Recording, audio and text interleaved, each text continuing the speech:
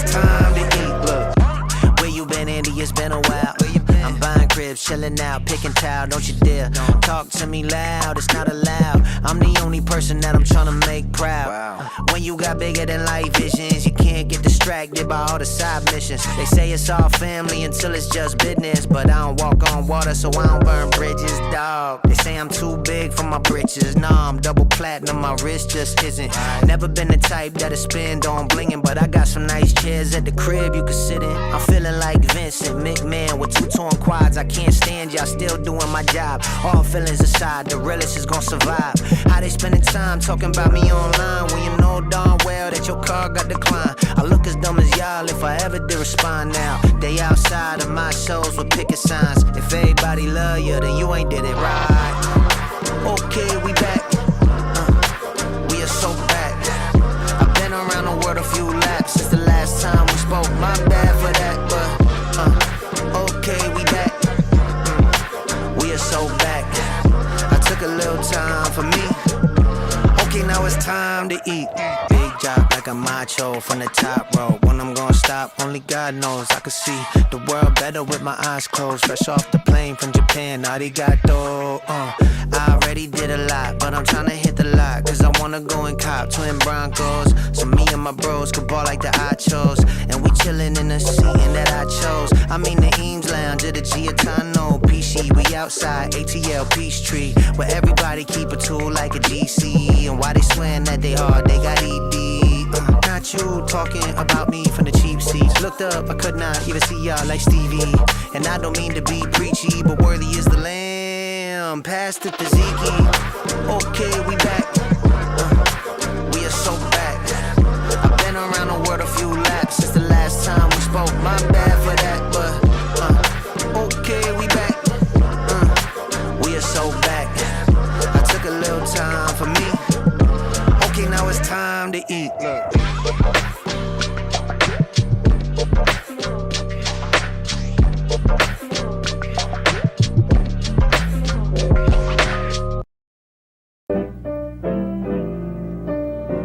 For your mercy, thank you. For every blessing, thank you.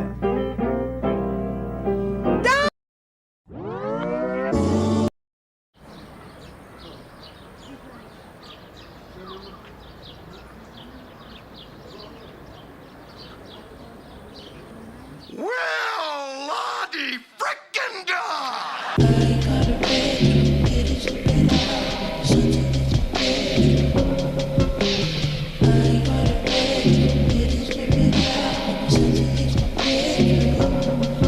Yeah, hi, hello again, back outside, tell all your friends. Something just fell out the pen, they like, hey, where the hell have you been? Well, that's a lot of info, got on my deal, had to get distro, took a little minnow, everybody Kimbo, one day slice, that's just biz though, no I'm not single, me and wifey about to hit 10-0, so these all want jump in the benzo, wasn't there when I rode on Centro, I used to smoke up on the endo, GameCube, Nintendo, 5% 10, so y'all can't see up in my, I've been on my Zeno, got my peace, my demons depressed, they gon' need benzos, RIP to all my peeps, I lost our phantom, y'all know me, still the same Andy, but I been low-key, hated on by most these fellas with no streams, no deals, and no dreams, no wheels, no keys, no boats, no snowmobiles, and no skis, mad at me, cause in one trip I could bring inside all the groceries like only rapper you know live below they mean. Smiling cause I know my soul is clean. I've been this way since T.I. did shoulder lean.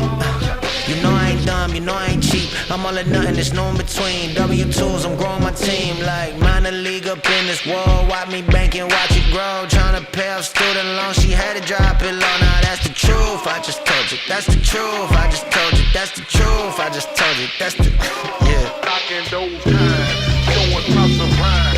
Knocking those times, showing props of rhyme. Knocking those times, showing props of rhyme. I'ma come through and show my wit line. Knocking those times.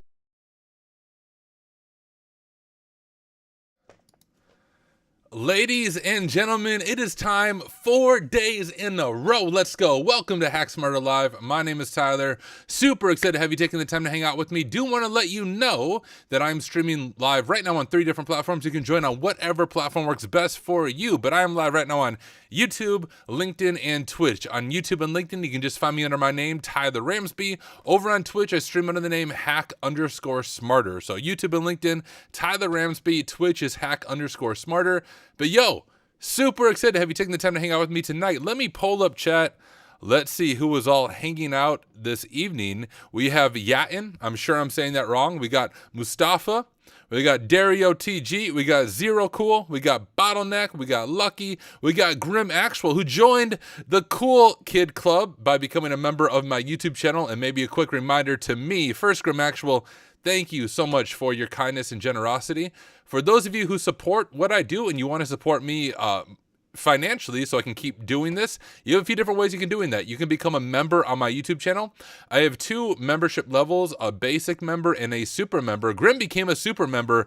Amazing. The only downside of becoming a member is you don't get anything exclusive besides a thank you from me. I really do believe that cybersecurity education should be accessible to anyone and everyone, regardless of their ability to pay for it. So I don't have any like cool member benefits, but there's now, I was just looking at it yesterday and I was blown away by it. There's 27 people who subscribe monthly to my YouTube channel, and the only benefit they get is a thank you from me. So for those of you who have become members, you are amazing. You can also do a one-time gift via Super Chat here on YouTube. Over on Twitch, you can subscribe on Twitch, and that's also a good way to support me. But otherwise, just super excited to have all of you hanging out here. Let me jump back over to chat. We got my friend Protagonist, welcome. We got Henji. I always feel like I'm saying your name wrong, which I sure am, but good to see you again. We got Net, we got Big Man Ting. We have, scroll through, we got Nefos. What is up, Nefos? We got Ralph Andre, we got Javi B, we got Juan Ernesto over on LinkedIn. Hey, LinkedIn's actually showing me the name. That means our stream's going to be good. Sometimes LinkedIn just says LinkedIn user, and sometimes it shows me the person's name. But I can see your name this time, so good to have you here. We got Ko-Fi Arthur, we got Mr. Randerman 3000. Good to have all of you, and we have a bunch of people, looks like, already lurking. We have we're hitting about 40 people on the different platforms, so already, which is amazing. If you haven't said hi in the chat, say hello. The cool thing, I think, at least about watching my streams is I will respond to you. I will look at your comments without you having to do a super chat. I know some of the bigger streamers, they have so many people watching, the stream's going by so quickly. In order for them to even see your comment, you have to throw out a super chat. But look, I will see your comment. 4 days in a row, absolutely. So I have given myself a very unofficial 2025 streaming challenge. On January 1st, I was like, all right, I'm going to jump on stream, and we're just going to see how many days in a row in 2025 I can stream before the streak falls off. So will I make it to number 5? I have no idea, but we have made it to day number 4, and my kids actually went to bed early. I don't know why. Usually, guys, they're not asleep yet. Like, they're still messing around and not sleeping, but they fell asleep early, so I was able to jump on earlier than I usually do. Brian said, hey, Tyler, I want to say great job on the Advent of Cybervids, top created this year for me. Thank you, Brian. Thank you for hanging out in the live stream, and thank you, seriously, for your kind words. We got Don. What up, Don? We got The Messenger. We got Bilal. Hi, Tyler. Nice to see you again. I like your videos and try hacking me. Hey, thank you, thank you. But okay. If you are new to my live streams, let me share with you a little bit about what we do here. So at Hack Smarter Live, there's a mix of a few different things. But for those of you who watch my standalone videos on YouTube, which, by the way, YouTube is my main platform. So real quick self-promotion. Based on YouTube analytics, most of you who watch me are not subscribed to me on YouTube. It says like 70% of people who watch your channel are not subscribed to you. So that probably applies to many of you. But if you haven't subbed yet, YouTube is my main platform. I do stream on all the other platforms, but YouTube is where you can find all my standalone videos. You can see I have over 500 videos on ethical hacking, pen testing, blue team, all of those things. Let me go ahead and drop a link to my YouTube channel in the chat. But if you do not sub to me on YouTube, you should. I would very much appreciate it. Congrats on getting the kids to bed early. Yeah, for real. That's a crazier feat than getting a shell on an insane machine on Hack the Box. The parents with young kids, y'all know what I'm talking about. What up, Chillin' Spree? Good to have you here. Anyways, if you are new to my live streams, this is when I make all my standalone videos.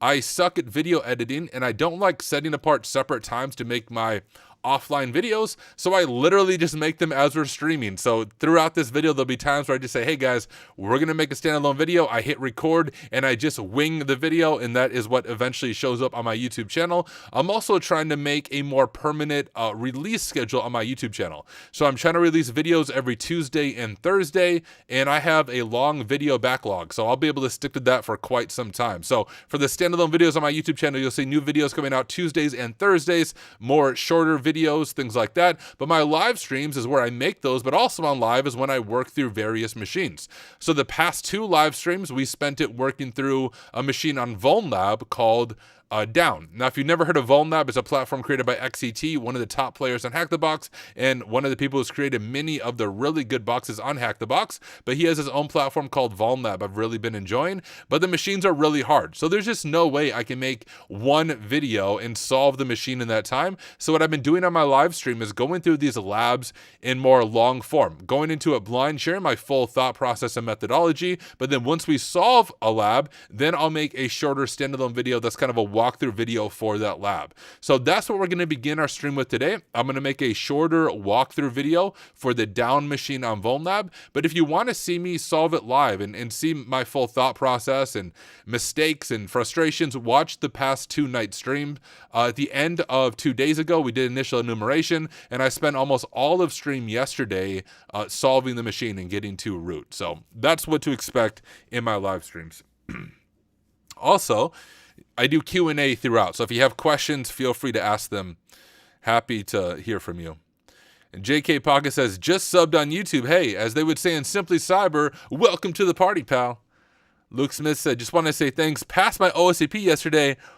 What? All stir with me watching your content. Dude, congratulations, Luke. Welcome to the OSCP Master Club. Seriously, that takes a lot of dedication and a lot of money, if we're honest. So congratulations on passing the exam. Bella said, hey, can I text you in private? I'm right now studying cybersecurity and just want to show you my roadmap and you give me your advice. Yeah, dude, send me a DM. I can't talk. Send me a DM on Discord. If you're not part of my Discord, well, you should be. Let me drop a link to that real quick. But I just dropped a link, but if you go to hacksmarter.org, this is our website. Here's our terminal. You just need a cat out discord.text, and that will give you an invite link to our Discord. But come join the Discord and send me a private message. The only platform I try to keep up with is Discord. I have way too many messages on LinkedIn and such. So if you want to get a hold of me, DM me on Discord. If I don't respond to your DM after a few days, tag me in the HackSmarter Discord and be like, hey, Tyler, check your DMs, because often it will go to spam or message requests, and I just don't see it. But yeah, would love to hear from you. Shoot me a DM over on Discord. Hashtag said, hey, Tyler, good to see you, man. Good to see you as well. At least see your username. But okay, I need to get a few things set up on my end before we knock out this standalone video on Down. Give me just a moment.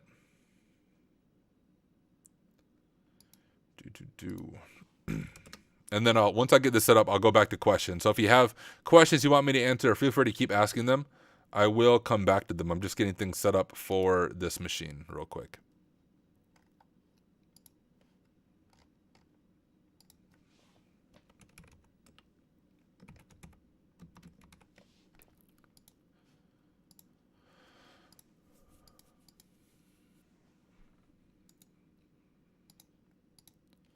All right. Let me jump back over to Restream. Hey, Todd, do you think there is still a high demand for pen testing jobs? You know, pen testing's tough.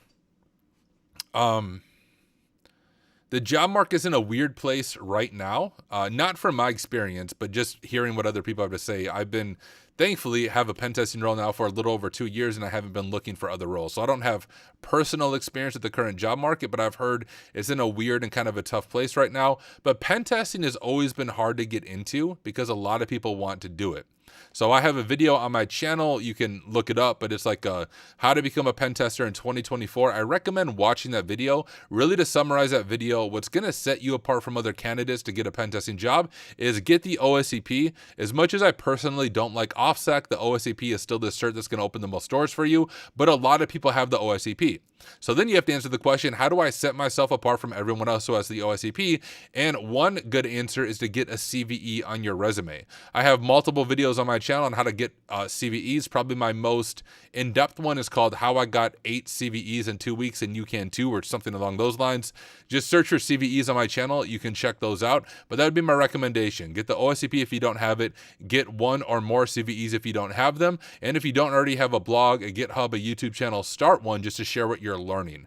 Once again, the goal is how can you set yourself apart from everybody else who wants to be a pen tester and everybody else who has the OSCP.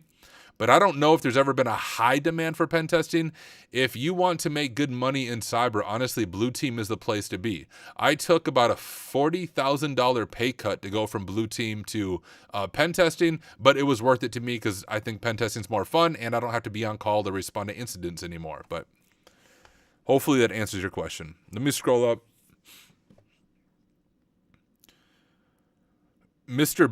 Ben Spring. What? Is this the real Ben Spring? I'm pretty sure Ben is the founder of TryHackMe. Right? Yes. Okay, I'm assuming that's the real Ben Spring and not someone impersonating Ben Spring. So first, Ben, dude, thank you so much for taking the time to come hang out on my live stream. I was pretty sure that was you. I just pulled you up on LinkedIn. I'm like, I'm pretty sure that's the founder of TryHackMe. So thank you for being here. What is TryHackMe doing well versus what are they not doing so well? Yo, it is. Okay, cool. Putting the pressure on now. I want to give you a good answer. And chat, feel free to let Ben know your own thoughts. Here's what I would say. What TryHackMe is doing really well is, number one, being accessible to anyone and everyone. TryHackMe is the first platform I ever got started with. I remember when I was trying to get into cybersecurity, I first tried Hack the Box, but back when I did that was when Hack the Box was you had to hack your way in, and I was like a complete noob. I'm like, I don't know freaking how to hack my way in. But TryHackMe, you were just able to sign up for a free account. I think this would have been like 2 or 3 years ago, and it was very accessible to me as someone brand new to the field. And the other thing TryHackMe does really well is, first, there's a bunch of free resources. So I always point people to TryHackMe first before really anything else, because even without a sub to TryHackMe, so many of the resources are free.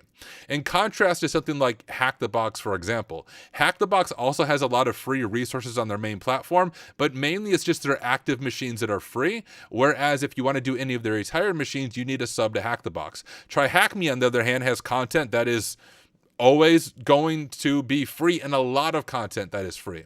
But the other thing TryHackMe does is it's the most streamer-friendly platform that I have found, which this probably doesn't mean a lot to a lot of other people, but it means a lot to me because I like to make content, like to stream, like to go through different rooms and machines. And Hack the Box, for example, and I know I keep comparing these, but you guys are obviously the two kind of leaders in this field. Hack the Box is very strict about what you can and cannot stream.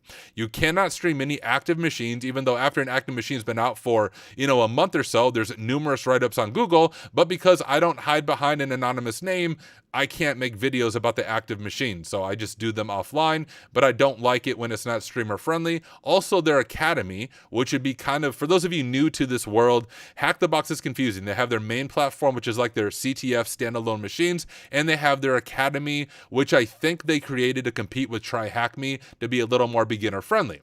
Their academy, you're only able to stream like up to tier 0 content. All the other content you cannot stream, you cannot show walkthroughs on. Instead, it's kind of hidden behind a paywall. Because what I notice is Hack the Box isn't afraid of the walkthroughs per se, because if you buy an annual sub to the academy, you can get full written walkthroughs for every challenge, but once again, behind a paywall. TryHackMe, on the other hand, you can stream basically anything. Like, I don't think I've had something I wasn't able to stream.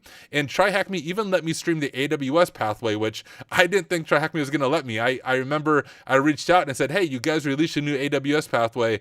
can I go through it? And if I can, is it cool if I just stream myself working through it live, fully expecting THM to say no? And they said, yeah, go ahead. So I was able to make an entire playlist of me going through the AWS pathway and TryHackMe. So once again, another good thing about TryHackMe, super streamer friendly. And I'm going to throw another positive in TryHackMe's direction compared to other platforms is the sub actually makes sense. So you pay one subscription, which it was on sale. I don't know if it still is, but I know it was on sale for like $8 or $9 a month, which is crazy affordable. But you just pay one subscription and you get access to everything. I know there's some minor exceptions with that. The AWS pathway, you have to pay an additional charge on top of. And I just saw that TryHackMe released like the SOC emulator. I'm probably messing up the correct term for that. And there's some free part of it, but the other part of it is behind business or enterprise stuff. But outside of that, you pay one sub to TryHackMe and you get access to everything. As opposed to a platform like Hack the Box, where if you want access to everything, you need a sub to their main platform, you need a sub to their academy, you need to do cubes. I still don't understand how any of that works. So it's a lot easier for me to understand than a platform like Hack the Box. I want to look in chat. I want to see if anyone said anything I did not say, and then I'll offer some suggestions on feedback there. I'm going to very quickly scroll through here. If you guys have questions for me, I'll come back.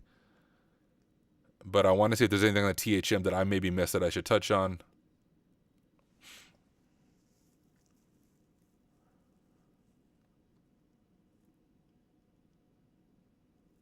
Okay, cool. Everyone kind of saying the things I said. Just want to make sure I'm not missing anything major. Okay, now as far as, I think your question is, what are the positives or negatives or things to improve on? I'd have to scroll up to find your exact question. What is TryHackMe doing well versus what are they not doing so well? As far as what are they not doing so well, the place where TryHackMe really lacks compared to other platforms, and let me just define what I mean by other platforms. The two other main platforms I use that are similar are Hack the Box, and then I've been using VulnLab a lot. So Ben, I don't know if you've ever heard of VulnLab. It's created by XCT, who's one of the top players and top creators on Hack the Box, but it's like his own platform and very realistic, but also hard challenges. The standalone machines on TryHackMe, from my experience, lack quite a bit compared to Hack the Box and VulnLab, primarily due to some of the things not being realistic. So I actually gave some feedback to, I'm trying to think of who it was. There's two mods, Adrian over on TryHackMe, and I'm trying to think who the other mod was, because I made a comment in Discord and he's like, hey, can you DM me and give me some specific feedback? And you can ask him for the feedback. I could even send to you the message I sent him. But I went through all of the machines up to that point for like 2024, which was towards the end of 2024, so most of the standalone machines. And I would say out of all those machines, there was still a good handful of them that were very CTF-y or puzzly.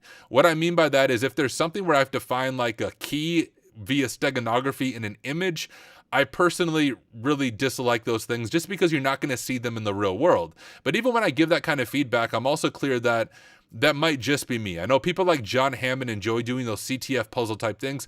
I hate it. I'm a pen tester. That's what I do for my day job. And when I go into a platform to solve a machine, I want it to be realistic, something I'm actually going to encounter in the real world, something I'm going to learn from. TryHackMe has more CTF-y kind of puzzle for the sake of being puzzly machines compared to Hack the Box and VulnLab. Now, Hack the Box used to have that issue as well, to be clear. If you go to some of the older retired Hack the Box machines, you kind of discover that same machine process, but Hack the Box now is much more realistic, at least the active machines that I've done, not CTF-y, not puzzly, not puzzle for the sake of being a puzzle, whereas TryHackMe, once again, seems to have more of that puzzle for the sake of being a puzzle. One feedback to improve that is I know TryHackMe already has a QA team because I've created a few official machines for TryHackMe, but I think it would be an encouragement to that QA team to really be on the lookout for things that are puzzles for the sake of puzzles. And maybe one of the issues, and correct me if I'm wrong, I could be completely in left field right here, but I'm guessing many of the people who QA the machines on TryHackMe kind of grew up, for lack of a better word, on TryHackMe. So when I encounter a machine on TryHackMe that I say is not realistic, is CTF-y or puzzly, they just assume it's normal because that's what they're used to, because maybe TryHackMe is the only or primary platform that they use. So one thing that would be maybe good feedback is getting other people who maybe work as pen testers in their day-to-day job, who use other platforms like HackTheBox and VulnLab, to be part of that QA team and to give them the freedom to be hypercritical when there's a box that comes across that isn't realistic. Now, I know the benefit that HackTheBox has over TryHackMe is I believe HackTheBox pays people who create boxes, so they can probably be a little bit stricter about what they accept and deny.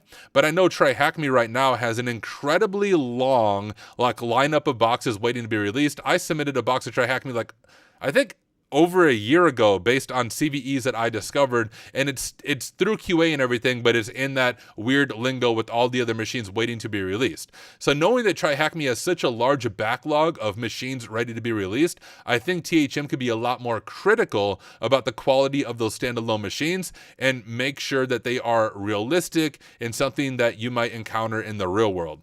But to be honest, that's really my only negative feedback when it comes to TryHackMe, but that's also one of the reasons I have stopped streaming some of the standalone machines from TryHackMe, just because if you watch my streams, those are the ones that I get frustrated the most by, and I'm just like, no, I'm not going to do this. I'm not going to do some crazy cryptography to get to the final root flag, just because I'm never going to do that in the real world. So maybe a little more detailed than what you were expecting, but those are on the spot, without any type of planning, my thoughts on the positive and negatives of TryHackMe. So I'm going to scroll through chat. Let me make sure I'm not missing anything, but would love to know if I am way off base, if people agree with me, disagree with me. Love to hear it. And the other thing, I think I saw someone mention this in chat, is I saw in a Q&A session on Reddit, but I don't know if this is you or the other co-founder, but I heard talk of TryHackMe coming out with a cert in 2025, which I think that'll be really cool if THM does that. As far as the cert goes, I am, of course, a pen tester, but I think one way for TryHackMe to stand out, my Kali VM just went to sleep. If TryHackMe comes out with a cert, just for the purpose of marketing, I think a blue team hands-on cert would be cool, because we already have a bunch of pen testing certs through OffSec and HackTheBox and these other orgs, whereas I think blue team certs are a little more lacking. And blue team, although everyone seems to want to be a pen tester, there's so many more blue team jobs than there are red team jobs. Okay, wow, let me scroll through chat. Do I recommend OSP over CEH? Yes. Okay, I'm going to scroll through. I know you guys, a lot of these are just comments on TryHackMe, but I do want to make sure I'm not missing anything big. Oh, there's another positive, guys, I forgot about. Another thing that TryHackMe does really well is the Discord community. I feel like TryHackMe, out of the major platforms, has the most friendly Discord community. No offense to HackTheBox, because I'm also a big fan of HackTheBox, but I feel like the HackTheBox Discord community is much more elitist, for lack of a better word, which I think is a big issue with our industry, of people that if you ask a dumb question, people kind of jump down your throat and they come across as arrogant. My experience in the TryHackMe Discord has been the opposite of that. Very beginner friendly and beginner welcoming, which is a huge strength for TryHackMe.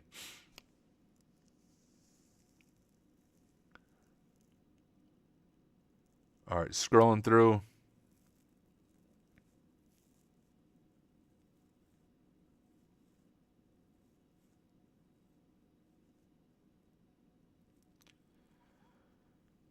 Oh, that's interesting, Nefos. Nefos said, maybe apply a realism score to it to help filter to address a wider range of markets.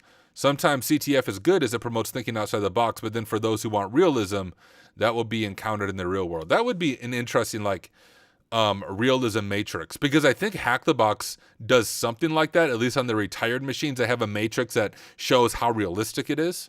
That'd be a cool thing to do. And it would just be like, how do you rate the realism? And maybe that's a user rating. Once you complete a machine on TryHackMe, you're able to rate the realism of that machine. Yeah, so Thicolo has a great point here, and I actually mentioned this on the Hack Smarter Discord. He said Hack the Box also took something close to 18 million investment from outside sources, while THM is community built. So this is a really big deal that I don't think people realize. Hack the Box has outside investors. OffSec has outside investors. A lot of these training platforms have outside investors they have to answer to. Ben, correct me if I'm wrong, but as far as I know, TryHackMe is built from the ground up by TryHackMe. TryHackMe does not have to answer to outside vendors, outside investors, and that's huge because when you have to answer to outside investors, that's where things start to go up in price. I mean, OffSec is a great example of that. I personally do not like OffSec as an org. I think they started out as a solid org, and then as they focus on profits and they've now been passed from one investor group to another investor group, you just begin to see prices go up, whereas quality remains stagnant or quality even goes down in some cases. Same with Hack the Box, although I wouldn't say quality is going down.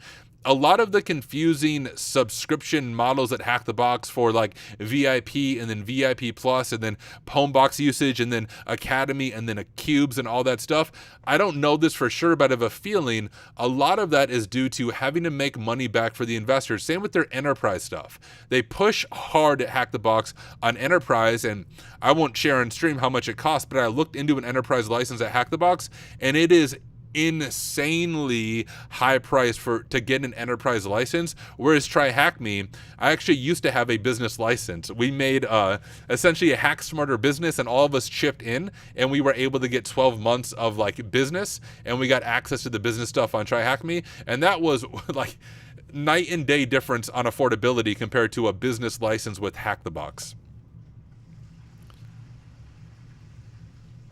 Ben said, fair point, working on making room content more realistic. Some of our recent content is much better. The older material isn't. We want to clear it up this year. Got it. Cert confirmed, blue then red. Okay, exactly what I was thinking. If you're up for it, would like to give you free early access. Yeah, would love to. I don't do blue team, so I might suck at the blue cert, but I've done a lot of the blue stuff on TryHackMe, so would love to try it. What is up, everyone? For those of you just jumping in,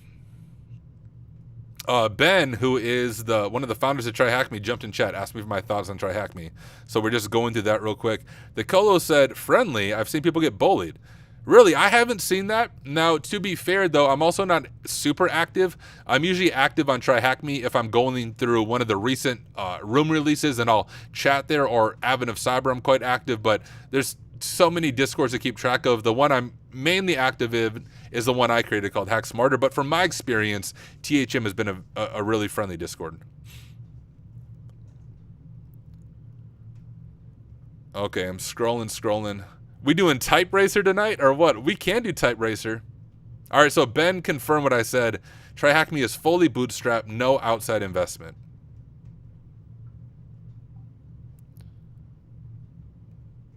Okay. I think I made it through most of the comments and the questions. Juan said, do you think completing on THM the SOC 1 and SOC 2 get you ready to have a job in Blue Team? Yes. I don't know if I've really done SOC 1. I've done almost all of the SOC 2 pathway. I've even streamed some of it in some of the challenge rooms. The SOC pathways in TryHackMe are really well done. Now, I haven't done Blue Team labs on other platforms, so I've heard people talk about Let's Defend and stuff, but I've just never used them. But on Blue Team stuff, I think TryHackMe is really good, especially the Blue Team challenges. That would be one place that TryHackMe shines. The Blue Team challenges in TryHackMe are not CTF-y or puzzly. They're really well done when you're doing incident response and kind of unraveling the mystery of something that happened. I've done some of their phishing stuff. I've done like Fix It for the Splunk challenges. I've done some Elk challenges there. And of course, Advent of Cyber, when I did 4 of the official Advent of Cyber days, and I think 3 of them were Blue Team challenges going off memory, and those are all really well done as well. Okay. Well, before we dive into the other stuff, someone mentioned Type Eraser. And we should do Type Eraser. For those of you new to my stream, we used to do Type Eraser all the time. I pulled my sleeves up so I'm ready. And we hadn't done it for a while, and Laughing, I think is who it was, came on stream last night and is like, dude, we gonna do Type Eraser? And I was like, yeah, let's do it. So before I create a walkthrough video for that VulnLab machine that I've been working on the past 2 streams, let's do Type Eraser. I still remain undefeated. So I've been defeated offline doing Type Eraser, but on stream, no one has typed faster than me while playing Type Eraser. So you might have the opportunity to knock me off the leaderboard right here. Let me go ahead and get some things switched around on my host computer here. And we'll get Type Eraser going. All right, here we go. Type Eraser. Create a racetrack. If you've never played Type Eraser, it's literally like a typing game that you would play in middle school to learn typing in typing class. But it's it's fun to do on stream and to see if anyone is able to beat me. Nosy are cool. There'll be a new box tonight as well. What is my average words per minute? Usually I get anywhere from 100 to 130 when I play this game. But guys, I just dropped a link. Come join. Come join Type Eraser. I won't start it yet. Make sure you join and you click join. Right now I only see myself, but a few people have entered the racetrack. Let me drop the link again. Come join Type Eraser. Let's see if anyone can kick me out of first place. But as people are joining, I know a lot of you have joined in as I was talking about Try Hack Me. The plan for tonight is I've been working on a machine on VulnLab the past 2 streams called Down. We're going to do a standalone walkthrough video on Down. I'll kind of teach through it instead of stumble through it like I do on live stream. And then one of the platforms I've heard about is Slayer Labs. Curious in chat if anyone's ever heard of Slayer Labs. Slayer Labs is like large AD networks, upwards of like 25 endpoints plus that you can learn AD stuff on. I reached out to them to purchase a sub, and they said, hey, we'll just give you a sub for 30 days to try it out. So I want to just check it out live in real time. I have not looked at it at all yet. So we'll kind of look at it live together and maybe start one of their ranges just to see what it's like, but we'll see. All right, we got a handful of people. Let me get a drink of water, and let's check this out. All right, Noel said Slayer Labs is cool. Working on Sprawl. Sweet. Literally heard of them last week and they look sweet. Okay, cool. Well, we'll check them out together. I have not looked at the platform at all, so we'll do it live in real time. I'll just have to be careful because I don't know what I can and can't share as far as VPN access goes. So it'll be a lot of me not sharing my screen until I make sure what I'm looking at isn't sensitive. But let's go ahead and start the stream with this race. Get ready to type, ladies and gentlemen. If you've never played, you just have to type the sentence as fast as you can, but don't mess up. If you make mistakes, you have to go back.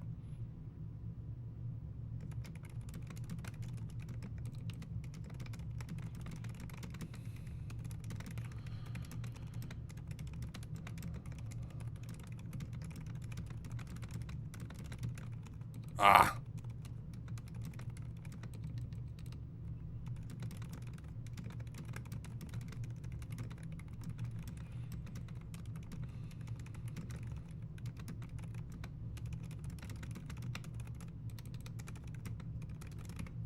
I won. 106 words per minute. It thinks I'm cheating, so I have to do their test real quick.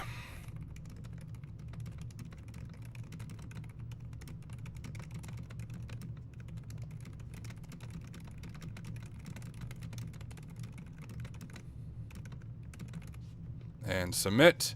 And look at that, ladies and gentlemen. On the typing test, I just did 154 words per minute at 97 accuracy.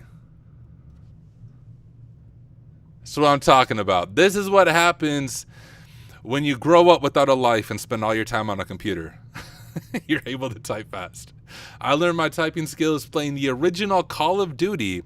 Call of Duty 1. Now, I don't know if anyone's ever played that. Not like the new Call of Duty 1, but I mean like the OG Call of Duty that I think came out in 2004 or 2005. That was like my first big online FPS game. I used to play Delta Force before that a little bit as well. But on that, there was no voice chat. So to communicate with your team, you just have to type really fast while getting shot at. So I got really good at typing playing Call of Duty. But there's the typing race game. Who got second? Bottleneck got second. All right, gotcha. Oh, JV, it wouldn't let him join. Maybe there's too many people. But that's the fastest I've ever done.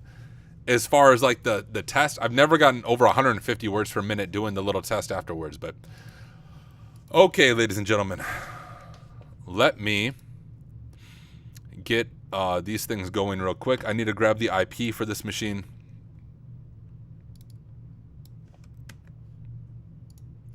And you guys saw it. I wasn't cheating. Well, I guess you didn't see my fingers. Maybe I'll have to point the webcam at my fingers next time in case anyone thinks I'm cheating when I'm doing the, the typing game. But I have not lost yet on stream.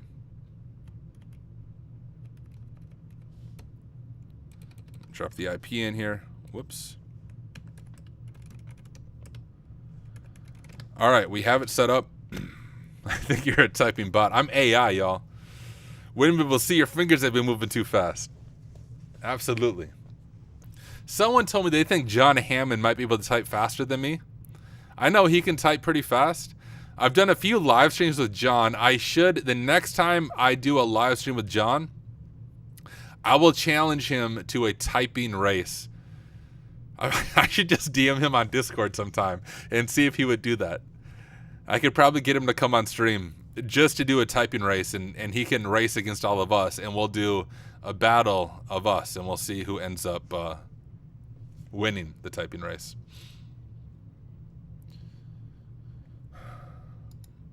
Hey Loki, you can join Hack Smarter. It's not Telegram, it's Discord, but Hack Smarter is the coolest Discord community around. But okay, what we are going to do now is I'm going to give you all a walkthrough of the down machine on VulnLab. And there are some things I need to actually grab from Discord. Do I use a split keyboard? I don't. Here's my keyboard. I'll see if I can show it to you guys. There it is. Boom. No split keyboard. Whoa, that just made my webcam like darker. Oh, no, I hit my light. I turned my light off a little bit in front of me. I'll answer a few more questions before I dive into it. Hey, Tyler, been studying for the OSCP for a couple of months now and struggle with manual file enumeration. Any tips, cheat sheets, or command to use to help you find those files with creds? As you do enough CTF standalone machines, you just begin to recognize where creds are usually stored. I'll give you the advice that comes to my mind first. Number one, if you get a web shell onto a machine like a Linux machine, begin enumerating wherever it drops you into. Usually it's var, www, HTML, and like the web server. Often, there'll be like a config.php or a .db file, a database file, that's going to be the creds in order to move on to the next level. If you don't find it there, go to /opt, and there's often a file there for it. Otherwise, if you have access to a home directory, enumerate throughout that home directory, look at .local, look to see if you can get .ssh, and write to like authorized keys. But those are the main things I check when I am looking for creds manually. But honestly, the best advice is you just need to put in the work. The more machines that you do, the more you'll develop the muscle memory of knowing places to check for credentials, and it will get a little bit easier. There's not, at least from my experience, a very quick way to do that. It's just do machine after machine after machine, and you'll get better as you do it. No, Nefo. So Nefo said that's not the $20 Best Buy special. That's over there on my desk. I don't know if this person wanted me to share that they got this, so I won't share their name. But a while ago, I was beating everybody at the typing race as usual, and I shared that I was using a $20 Logitech keyboard from Best Buy, and someone built me a custom mechanical keyboard and mailed it to me with like a really nice note. So that's what I have it.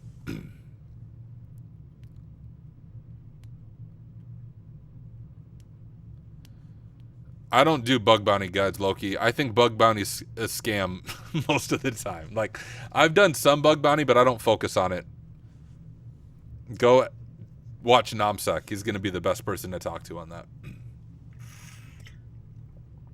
Love the kids art behind you. Thank you, Joshua. Yeah, that's better than hacking.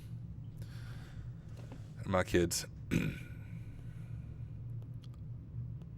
All right. Let me go ahead. I'm going to turn off chat on the main screen just because when I'm making the standalone videos, I don't want to have to try to edit out comments if some troll pops on and starts trolling the chat, which does happen occasionally.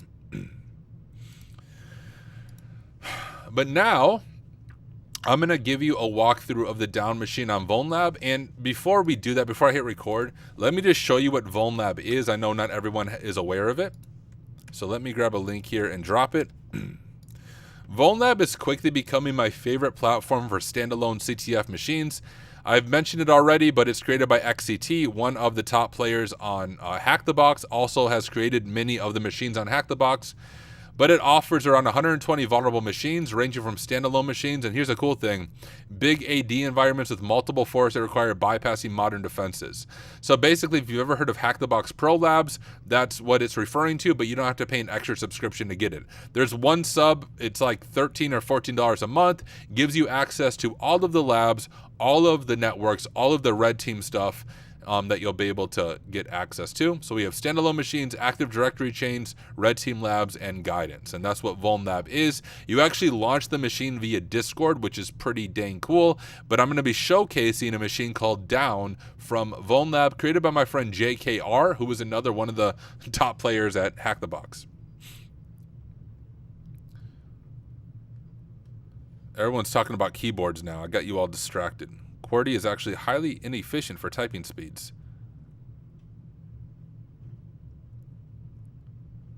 All right, scroll down. Strongly opposed to keyboards with lights on them. It's fine. And VulnLab is hard. VulnLab is hard, yes. It is definitely hard. And that's why, like, when I do other machines, try Hack Me, Hack the Box, I'll just do it all in one live stream, show my full methodology. With VulnLab, it takes me multiple days to complete a machine, so I've been doing my live methodology while I'm live streaming and then making a standalone video when I'm done with it. I don't know what switches are on my keyboard. No, I have no idea. But okay. Let me go ahead and start recording, and then we will dive into things. Grab a drink.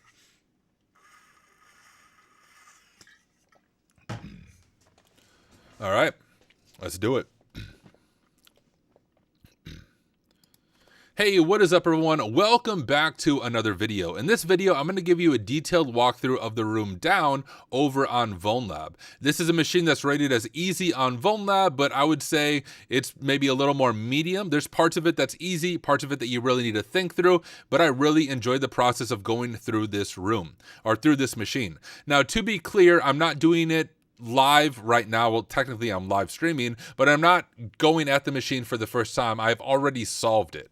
Now, if you want to see me work through this machine live, I did do it on live stream. So right now it is January 4th. So if you go back on my YouTube channel to the live streams, I worked through this machine live on my January 2nd and January 3rd live stream. So whenever this standalone video finally releases, if you want to see my full methodology when I approach this, go to January 2nd, January 3rd, on the live tab, and you'll be able to watch me work through this machine. But this video is going to be a standalone walkthrough of how I solved it, but I want to use this opportunity to also teach. So I'll teach through proper enumeration, proper hacking mindset, and all of that fun stuff as we dive into this machine. Let me go ahead. Cypher said, cover the mic when you cough, please. We don't need to catch anything. My bad. I am getting over a cold, guys. So I do apologize for that. I'm almost over it, but I still have a nice cough. Let me go ahead and share my screen. The first thing I've done is I just have my notes set up here in Notion, and that's what I use for taking notes. As far as note taking goes, it's less important what platform you use and just more important that you actually take notes. So whether it's Notion, Obsidian, Cherry Tree, OneNote, choose your note taking thing. Just make sure you are consistent and you actually take notes as you work your way through machines. But the first step when we approach a machine like this is we want to see what ports are open. So I'll open up my terminal here. You can use Nmap. I like to use RustScan and then pass it over to Nmap, and here's how I do that.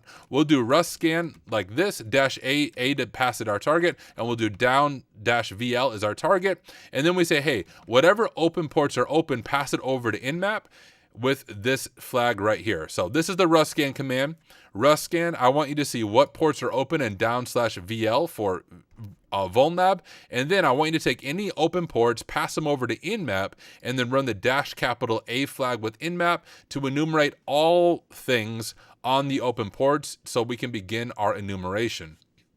While it's doing that, let's jump over to our notes and begin getting our notes set up. We'll do H1 here for enumeration, and we'll do H2 for our in-map scan. The cool thing that I like about Notion is as we do stuff, it will create a table of contents over here on the side for us, and we can easily see where we're at. The other cool thing you can do is we can actually add a table of contents in the beginning, and then when we open up our notes, we can very quickly see, hey, here's what we did. We can jump to in-map scan. Obviously, it's not going to do anything for us now because we only have that. But these are just some of the cool features I like about Notion. And I also just use the free version of Notion. I don't pay a sub at all to Notion, so I don't use any of the paid features. So everything I do on this stream, you can do completely free of charge. You can see our scan is done. We have a SSH on port 22, and we have a web server running on port 80. Let's go ahead and scan or grab the main stuff from our scan, drop it into this. I'm going to change this over to bash, and we'll separate these. And let's just begin by doing some basic enumeration on the ports that we see are open. Now, anytime we see SSH being open, it's likely not going to be the initial way into a machine, but there is some things we want to check. We can do some basic banner grabbing, which is what this did for us. So if we were doing a pen test, we could look this up to see if there's any vulnerabilities, but I can tell you there's not going to be anything interesting for this version of OpenSSH. But what we can check is whether or not password authentication is enabled. When I do a pen test, especially an external network pen test, which is when a client just gives you a bunch of public IPs, if you find that SSH is internet facing, you want to see if it allows password authentication. If it does, it's actually something you would report on a pen test as an informational or a low finding depending on the context. So let's go ahead and do an H2, and we'll say SSH on port 22, and let's first just see if password authentication is enabled on SSH, and that'll be a good thing to know in the future, because if we discover a password, we know to pivot back to SSH and see what information we are able to find. So we can just do SSH root at down.vl, and you can see it asks for the password, which shows us, yes, password authentication is enabled. I'll copy that, and we'll just say password auth is enabled, and we'll drop our notes right there for it. But what we're going to spend most of our time on in the beginning here is looking at HTTP. We have a web server running on port 80. We can see right away it's Apache 2.4.52, which is a pretty up-to-date version of Apache. There's likely not going to be any crazy RCE for our initial access, but always something worth checking if you're doing a pen test. Anytime you see version information, take the time to look up the version information, see if there's any CVEs that you might be able to discover as an initial foothold in. But I know here there's nothing like that, so we'll begin with a few basic scans. The first scan I like to do anytime there's a web server open is dir search. So I'm going to go ahead and create a new section here, and we'll call it dir search, and I'll create a placeholder there. We'll put in the results for dir search, and I always like to see if there's any vhosts or virtual hosts that might be configured, and we'll make a thing there for vhosts, and we'll make another section, and we'll just call it the website itself. So we'll say website features, and when we get to browse into the website, that's where we'll put our notes there. But let's go ahead and begin with dir search. We'll open up our terminal here, and I like to keep my terminal tabs named. This is just a peculiar habit of mine. You obviously don't have to do this, but we'll go ahead and do dir search /u, and we'll do down.vl, and we'll let that do its thing. We'll open up a new terminal. I'll call this vhost, and I actually created a vhost scanner, but it's just literally a wrapper around ffuff. I use ffuff for scanning for vhosts. I just always forget the syntax. If you want to grab my scanner, you can get it from my GitHub. If you go to github.com and Tenebrae93, for those of you watching the live stream, I will drop it in the chat. But here, you can go to my offensive security repo,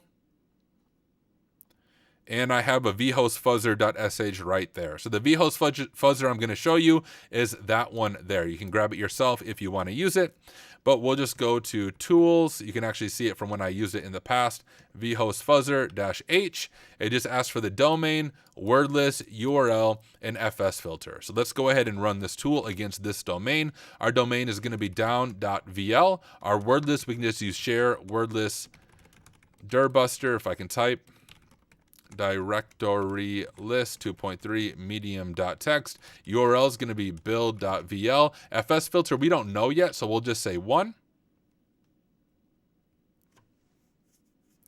And it doesn't seem to be processing any. Oh, look, I did build instead of down. That was my mistake.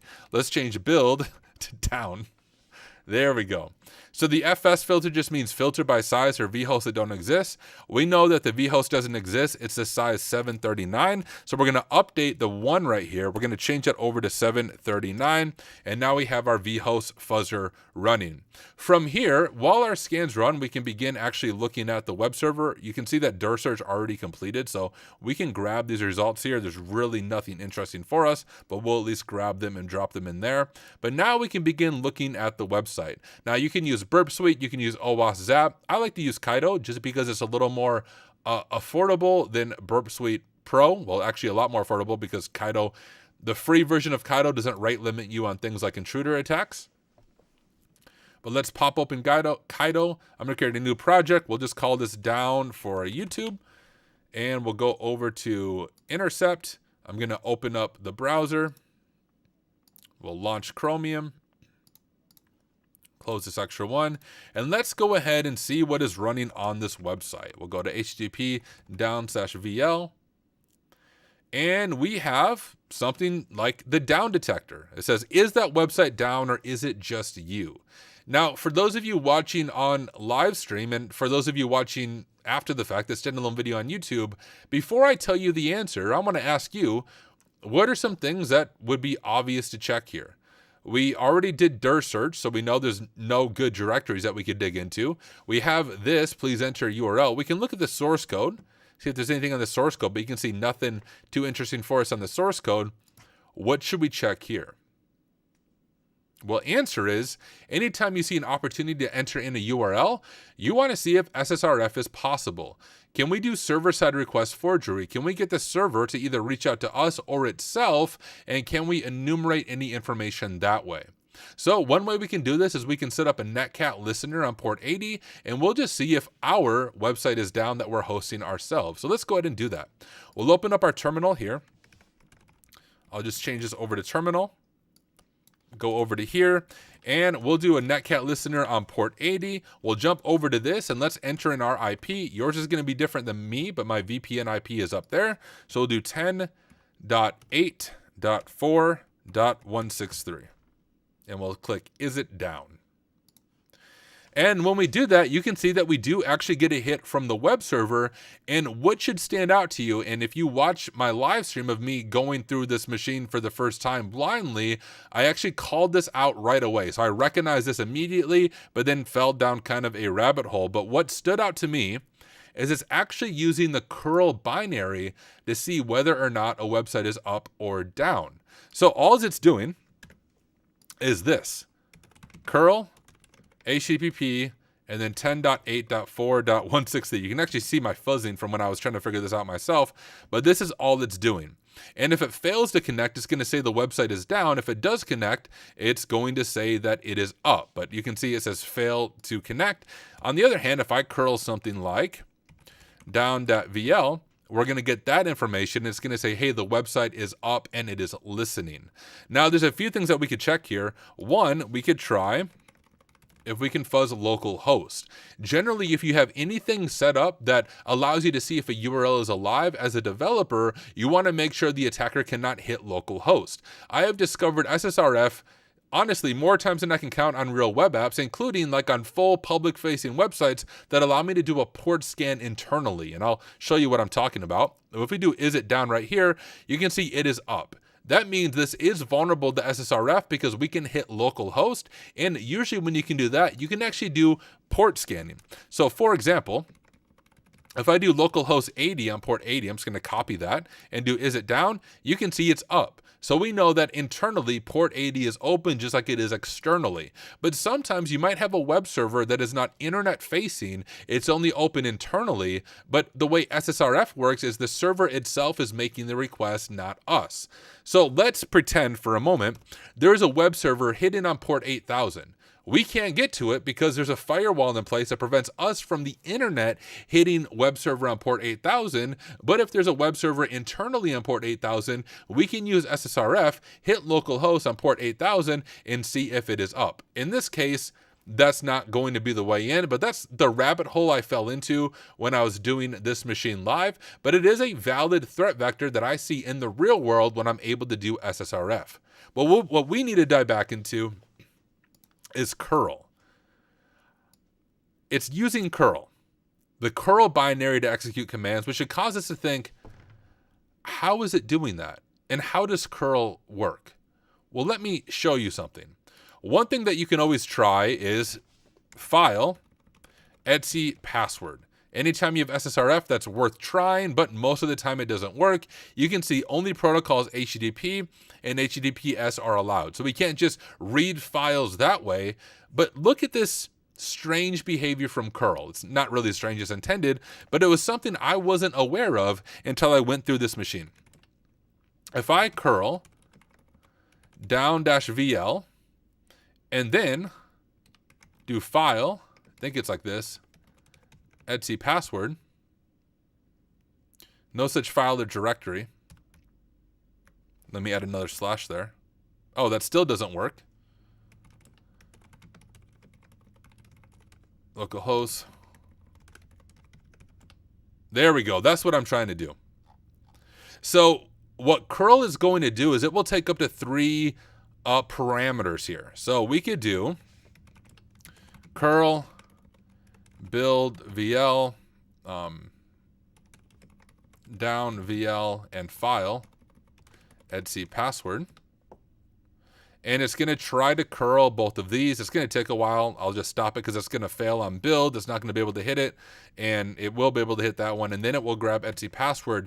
But curl will take up to 3 URLs and try to curl them and get the information from them, which means we can actually read files if we're able to pass it file etc password. Now, going back over to this, if it's only executing curl, so when we pass it, hey, is this website down or just me? It's going to do curl HTTP, our IP here.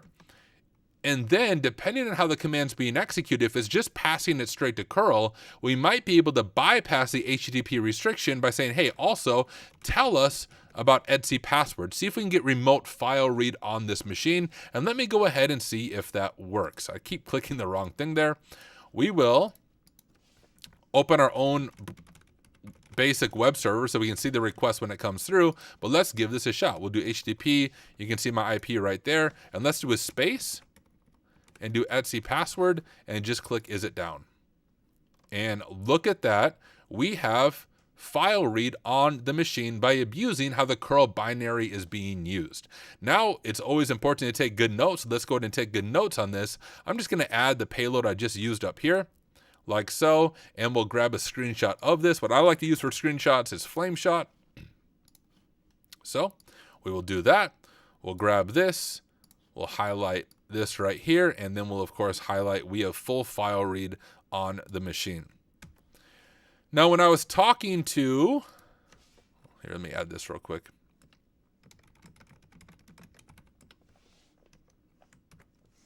When I was talking to JKR, who is the creator of this machine, that's a very big image.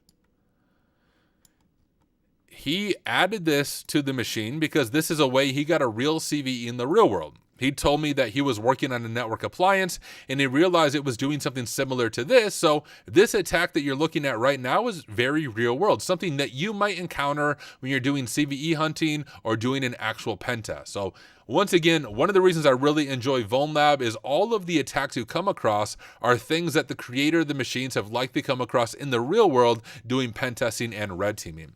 But you can see we now have file read. Now, you could try to read a bunch of different files. One file that we could try to read would be something like Alex. So we see Alex right here. It's likely executing our commands as www-data right here, but just maybe Alex has like a private SSH key that we would be able to read, and we could try that. If we do home Alex SSH ID RSA, that's always worth trying. We can click is it down, and you can see it doesn't work, likely because we don't have permission. So let's go back to etc password. And since I said before, we're likely running this as www-data right there. Look up above at the URL. There's an index.php. Now, if you're new to this world, it's a little bit confusing, but you have client-side code versus server-side code. Client-side code are things that you can see. So if I right-click on here and do View Page Source, this is client-side code. This is HTML, Hypertext Markup Language, JavaScript, maybe some CSS for the design, but this is client-side. In other words, you are able to see it. You are able to modify it. You can look at it. There's nothing secret about it. At least usually there isn't. I've had a few times where I discover some things in the client-side code that shouldn't be there when I'm doing a pen test, but generally there is nothing secret there. PHP, on the other hand, is server-side code. This is code that is only exposed on the server, and if you're able to read server-side code, well, you might be able to discover some interesting functionality that wasn't available to you looking at the client-side code. So with that, it would always be worthwhile if we see something like index.php to read the server-side code. We know that we have file read now, so we're able to do that, and we know we're likely executing these commands as www data at var www. So let's go ahead and give that a shot. We'll go back over to here, and we will do var www html index.php, and we can click, hey, is it down? And you can see it actually passes us the server-side code. I'm going to grab a drink.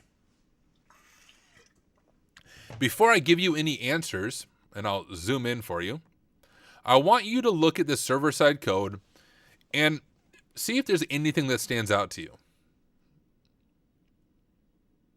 And for those of you watching on the live stream, feel free to shout it out if there's anything in here that stands out to you. You can see the server-side code starts up here with the PHP tags.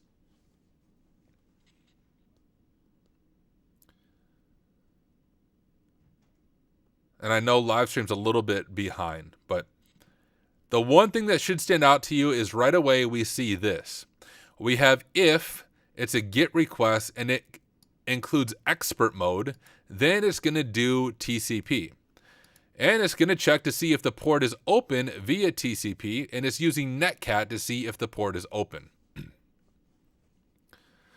It tries to filter to validate the IP and to validate by the port, but we have a coding mistake here because we have a port integer here, but it's only looking at the port here, and it's accepting user input for the port. You can see the command that it's running is user bin netcat IP port, and it's executing that command.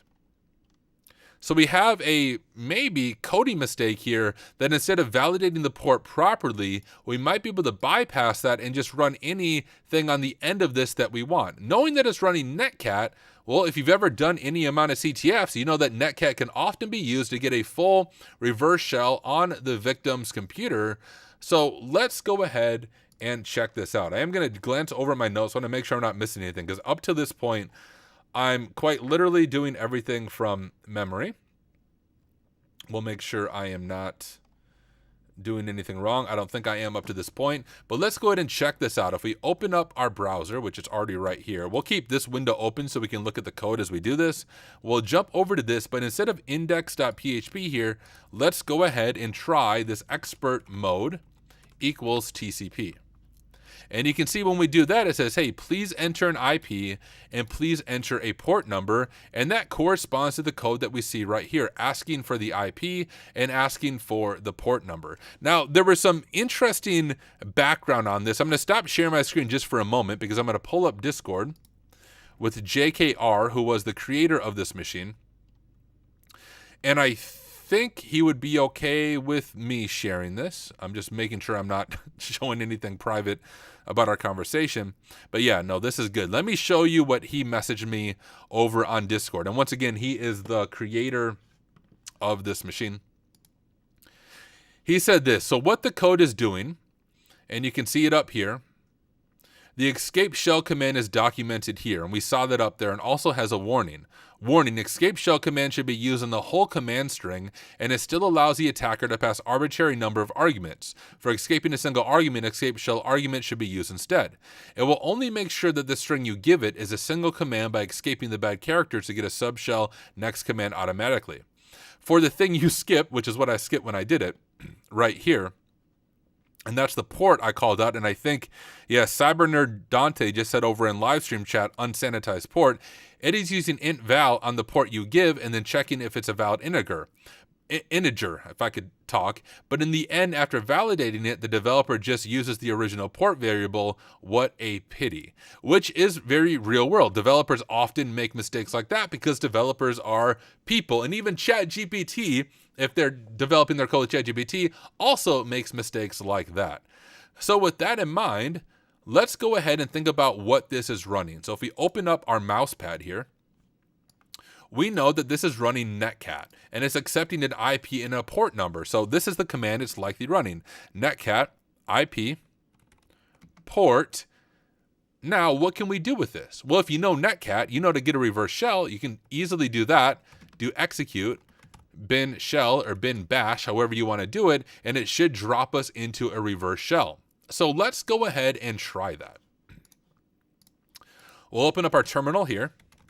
And we'll do netcat MVLP 1337 because we are real hackers. And we'll put in our IP, 10.8.4.163, and our port of 1337. But you can see I can't actually type, I can't do spaces. It's only accepting a number. But that is just client side. We could right click and modify that, but we'll just do it with our proxy.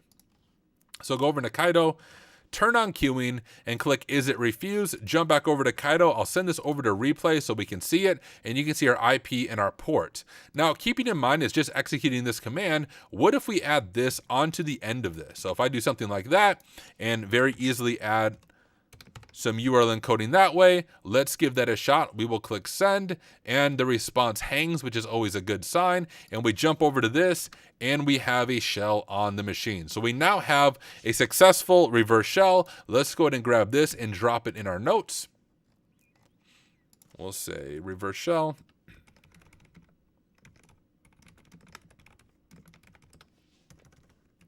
And we'll drop the folder request there, but there is our reverse shell, and I will make a new header and we'll call it post exploitation, and we'll begin doing some post exploitation credential hunting, all of that fun stuff. Now, the one thing I want to show you again, remember I said Kaido, or not Kaido, Notion sets up a cool table of contents. You can see it up here. So if we wanted to review everything that we've done, we can very quickly look through this. And if I want to see, hey, what did we see when we did file review at curl, I can click into it and it will drop me down to that section. But let's begin now with some post exploitation. Before we do that, we always want to stabilize our shell. Now, stabilizing your shell means it's going to give us a full TTY shell or interactive shell. So clear works. We can do things like SSH. We can do anything that requires interaction, which here it would not work for us. Deadpool said, I contacted Vuln Lab for a year subscription, but they replied that 1 year sub is not something they are thinking about for now. Yeah, it says it's sold out on the 1 year sub. I was able to get a 1 year sub and then they changed it. I don't know why or the reasoning, but I'm guessing it's because the platform's doing well and they have more people than they were expecting sub, which is amazing. But here is our post exploitation. Let's stabilize our shell. Now, if you've never heard of this extension, you need to check it out. It's called Hack Tools. You can literally just Google it, Hack Tools browser extension. It's for Firefox and Chrome. You can download it. The source code is on GitHub, so you can review the source code. But everything I see, it's all legit. But if you open up Hack Tools, we'll just make it full screen because I like doing it full screen mode. Whoops, I didn't mean to do that. I always forget the syntax for stabilizing a shell, so I always have to look at this, but they have it right here. So you can literally copy these steps to stabilize our shell. So let's go ahead and do that. We'll do that first. Step 2. Step 3 is Control Z. Step 4 is this. And then step 5 is this. There we go. And now we have a stabilized shell. We can clear, we can do things like this. Holy Mino said, we're just redoing this box, right? This isn't deja vu. Yes, so I did the box like live methodology on stream, but this video right now is going to be the standalone video that will get posted on YouTube. Much shorter than me, taking 3 hours to stumble through the machine. But here we go. We have our stable shell here. And what I always do is anytime you get into a shell on a CTF machine is begin your enumeration wherever the shell drops you into. So in this instance, we're at var www.html. So if we lsla, what you're looking for is something like config.php or a database file. You can see we have the user flag here. So I'm not going to do it, but you can. I'm not going to show the flag itself on the video, but I showed you every step up to this point in order to get the flag. So if you're following along on your own, go ahead and grab that flag and submit it over on Discord so you get credit for the flag. But right here, there's nothing that's going to show credentials to us. So what I like to do is back out one directory and do it again. Is there any config.php, any database files? And there is not. We'll do it here. This is var, so probably not going to be anything interesting for us here. We can back out again over to the root directory, lsla, and from here, a spot I always like to check is the op directory. Often there'll be something here that you might be able to work with, but in this case, there is nothing here. Well, let's back out again. And the other place I always like to check when I'm looking for credentials on a Linux machine is home. We'll see what users are on this machine. We know from Etsy Password there's an Alex user, and maybe we're able to dive into anything from the Alex user and figure out what we're able to do. So let's cd over to Alex. Over on live chat, Sodak said, your Kali VM is running so smooth. Do you have a reason why? My reason why is I use Ubuntu as my primary OS. I'm not even joking. I used to use Windows and all my VMs were buggy. They were laggy. They weren't smooth. I switched over to Ubuntu as my primary OS and run all my VMs on top of Ubuntu, and they work beautifully. Like Ubuntu runs Windows VMs better than Windows does. So the answer is if you're using Windows as your primary OS, it's because Windows sucks. Don't use it. But here on Alex's home folder, we see a few different things. One is we do have SSH, but looking at permissions, we are not able to actually look at SSH. Lots of talking. You grab a drink of water. So we can't go to SSH and try to get his private key. We will get permission denied. But looking at this, we have a .local, which is always something at least worth looking into. When I was doing this machine live on stream with blind methodology approaching this is something I missed and something that's kind of a mental note to myself. I did everything that I'm showing you right now, but I did not take the time to go into .local and figure out what was there. So let's go ahead and do that together. We'll cd to .local, lsla, and you can see we have a share here, which is quite interesting. We'll cd to share, lsla, and we have something called pswm, which is a directory. Maybe I would open my eyes, and we have it again. And this is some encoded string. Now, at this point in time, we should probably jot this down for our notes because, I mean, it looks important. It looks to be a mix of like base 64 encoding and something else just looking at it. Let's grab, I think, just this full thing for our notes. And we'll drop it here. And we'll say like analyzing PSWM file. There it is right there. But we don't know what the heck PSWM is. So let's just do PSWM. You can see my search history. Encryption, because we know it's encrypted. And you will stumble across this GitHub. It says PSWM. A simple command line password manager written in Python, built to be secure and encrypts your password with a key that only you know. But we don't know the key, but maybe we can decrypt it. If we scroll through, we can see how it's used. When running PSWM for the first time, you will be prompted to define a master password that will be used to encrypt your other passwords. If you forget your master password, PSWM will give you the option to reset it after 3 failed attempts. This would delete all your saved passwords since they would be encrypted with your old master password and impossible to decrypt without it. You should store your master password somewhere safe or choose something you will always remember. After choosing a master password, a password vault will be created as an encrypted file, blah, blah. Now, there is a script online that allows you to decrypt this, but what JKR told me is when he originally made this, that script didn't exist. So I wanted to go ahead and look at this and see the code.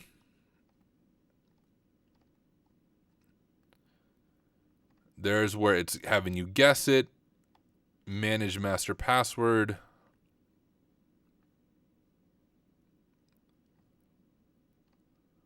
Lines encryption. We have some encryption stuff. I was curious. I'm not great at coding. I can do some scripting, But with ChatGPT, I can usually do most things. I had no idea, and I wanted to try this. This might fail miserably. But when I did this live, I just found a GitHub repo that allows you to decrypt this.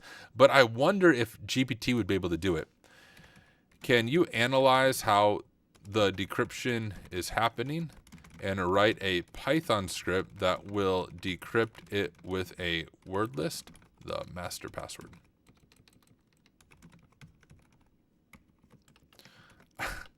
This is more just out of my own curiosity if this would actually work.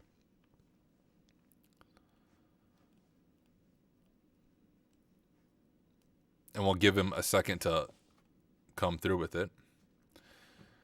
All right, we focus on the encrypted file to lines function, which uses the cryptocode decrypt method to decrypt the password vault with the given master password.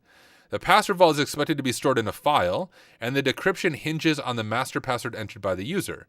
Here's how to create a Python script to attempt to decrypt the password vault using a word list.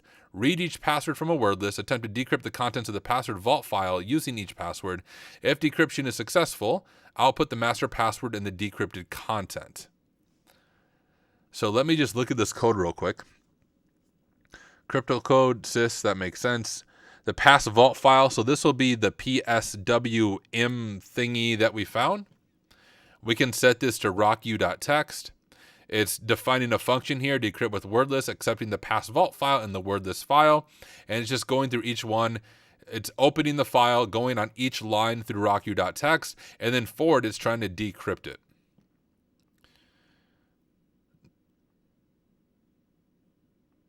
Let's just try this. Once again, it might just fail horribly, but from my own curiosity, I wanted to know if ChatGPT could do it or not. So let me go here where we didn't discover any vhosts. And we'll do nano decrypt.py. We'll drop in the code there, and let's go ahead and grab it from our notes over on Notion. And we'll do nano PSWM. Like so. And now if we nano decrypt.py, so this is just PSWM, we're right in the directory. And we'll change our wordless file to user share wordless rocku.txt. We'll go ahead and save that and we'll run it. And you can see no module named crypto code. We actually saw that as a requirement. I don't know if that's going to break any dependency. So anytime I'm running custom Python craziness like this, I set everything up in a Python virtual environment. We can do that like this. pip3-m for module. We want a virtual environment. We'll just call it my environment. And, maybe I should do this right. Like so is what I meant, not pip3. I meant Python 3. And then if we source my environment, you can actually see my syntax right there. And now we're in a Python virtual environment. Now we can do pip install crypto code. And it will install it. And now we can try to decrypt.py. And look at that. It was successful. It successfully decrypted the password. ChatGPT was actually able to look at the code for PSWM and within, what was that, like 10 seconds or less, create a decryption Python script that successfully decrypted Alex's password, which, amazing. Shout out to the robot, but we have it right there. We have the password. We'll go ahead and copy that password, jump back over to here, and we could actually just SSH probably. We can SSH as Alex at down VL. And remember before we discovered it accepts password authentication, we'll put in the password and we now are Alex. If we do ID, you can see we're in the sudo group. We can do sudo su, drop in our password, and we are now root. If we go over to the root directory, lsla, you can cat out root.txt. I'm not going to show you the flag on stream, but I've shown you every step to get to the point where you are able to get the flag. So this machine was a lot of fun. I learned a lot through the process. It's cool. I was not expecting ChatGPT to, in one take, write a decryption script to decrypt it, but sure enough, it worked good. But hey, if you want a challenge for yourself, try to do that on your own. right? See if you can look at the code on PSWM and write your own Python script to decrypt it just for fun as an extra challenge. But other than that, really enjoyed this machine. This is my second time going through it. So the fact that I've done it 2 times, enjoyed it as well. And I will just say, for those of you trying to learn, one of the best ways to learn is to teach what you have gone through.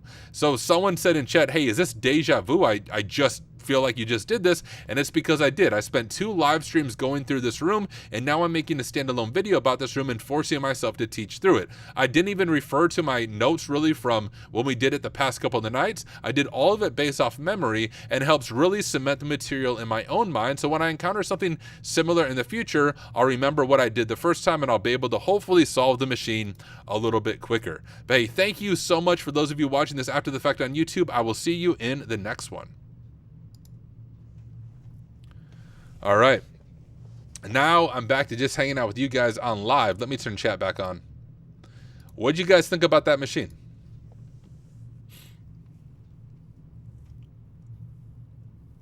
Does Rock you have that complex password in the list? It must.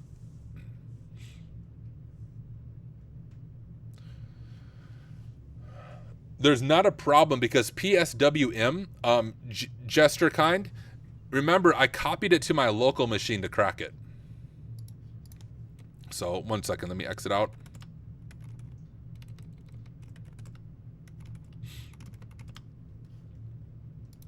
When we are cracking the password, this is on my local machine, so it has no interaction with the database over here. That's why I did it locally instead of on the machine, and because I'm doing it locally, all I'm doing is cracking this encrypted string. Therefore, since I'm doing it offline, I don't have to worry about the client, in this instance, having any idea what I'm doing. That's the beauty of offline password cracking. Repetition, repetition, repetition. You're right, Timothy. They said, thanks, Tyler, for all the work you put in your content. Love how you teach us as you go. Love your story helping us out. Looking to change careers one day. Wishing you all the best. Hey, thank you. Thank you for your kind words. Kelvin said, Vuln Lab machines are hard but golden. I agree. And I have a whole bunch of videos on my backlist. This standalone video will probably get released in 2 weeks, 3 weeks. I'm not sure. My next video will be on Tuesday, and it's going to be a promo for the new Hack the Box season and the Hack Smarter CTF team. But now what we're going to do is get a drink of water. And I want to check out Slayer Labs, which is something I've never checked out.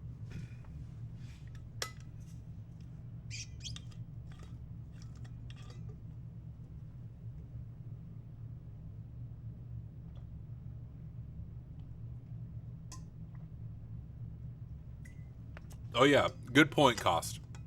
Thanks for that correction. All right, guys. Feel free to chat amongst yourselves. I have to get some things set up on my computer. I'll also continue to Q&A, so if you guys have any questions about pen testing, cyber, hacking, life, feel free to ask them. It's going to take me a second while I move everything around on here. Should need to go to my email and figure out what the steps were for doing this.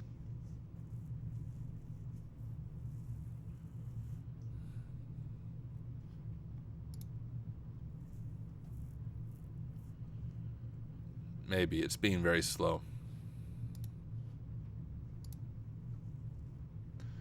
What is life? It's a good question, dude.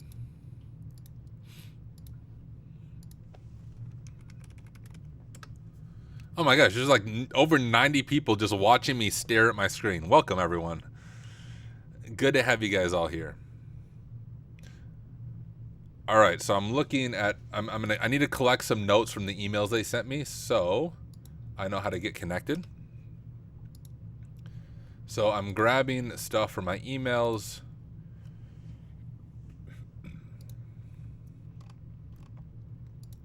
Maybe I'll just call this like Slayer Labs getting started.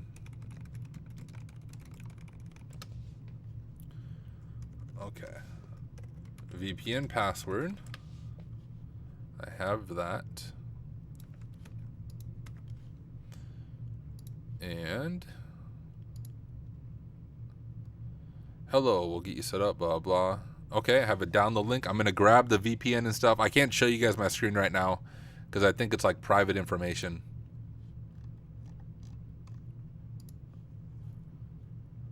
All right, I have that downloaded. Make directory Slayer Labs.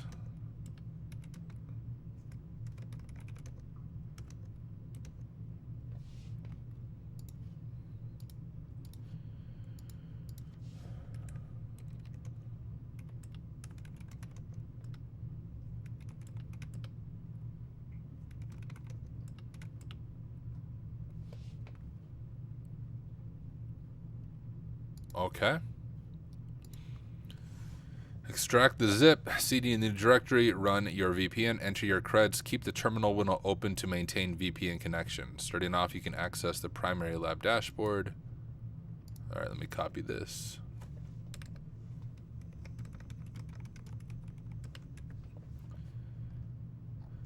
Okay. I think I have everything I need.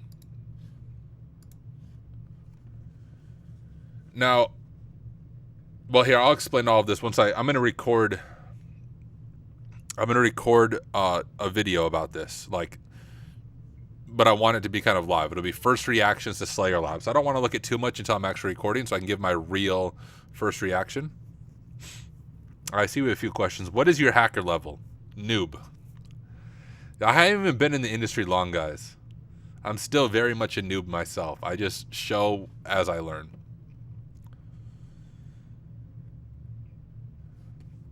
Leonardo said, hey, what do you do when taking notes for a pen test? You write everything down in Notion and then transfer it to Word, or do you already do everything through Notion itself? So the pen test for my work at, we have our own proprietary software we created and maintain for writing pen test reports. It's kind of like, I can't think of the platform I've seen people like John Hammond advertise. It's kind of like that, but better, but it's only for us. So we don't use Word or anything for pen testing reports, but I do use Notion, and then I transfer it over to that, and that's how it works. Have I ever done a pen test on Azure? Yes. How do you compare it to others that you've pen tested, like AWS and others? All of the cloud providers are very similar. They're not generally looking for exploits. You're looking for misconfigurations, and it's the same. Like, not the same misconfigurations, but if you know AWS, you'll be able to pick up Azure and GCP pretty quickly. You just need to spend a little bit of time reading about the misconfigurations that can happen, and as you're looking at a real enterprise environment, you'll be able to discover some of those misconfigurations rather quickly. What's the biggest difference on these CTF labs compared to actual pen testing? The biggest difference is when you're doing actual pen testing, the goal isn't always to get RCE. I've gotten RCE at least once on a web app, like a real production web app. I was able to get a full shell on their web app and infiltrate into their internal network. But that's not common when you're doing legit like web app pen testing. Instead, for a pen test, you're looking at vulnerabilities from a more holistic way. So even things like password auth being enabled in SSH is something you would put on a pen test report, or maybe HTTP only or secure isn't established for a session cookie. That's something you would put. So it's these smaller things that you don't normally even look for when you're doing a CTF, that when you're doing a pen test, it's a much more holistic view at the application, not just how do I get to RCE as quick as possible. Is it sneak? No, sneak isn't what I'm thinking of, but all right. I'm going to go ahead and jump on their VPN and just make sure I can get things working.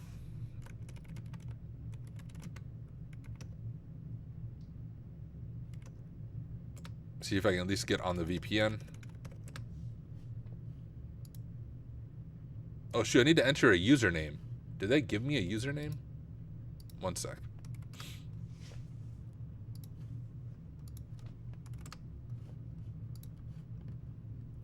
They must have. I just didn't see it.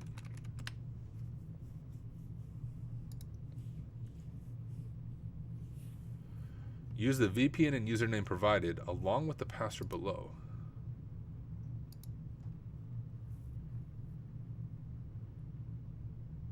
Oh, they gave me a username. Okay, gotcha.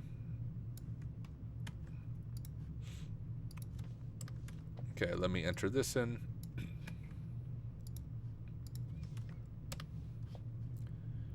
Enter in the password.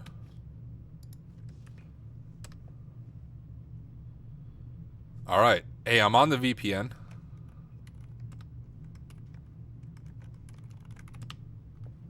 And I think from here, I can show you guys everything else, really.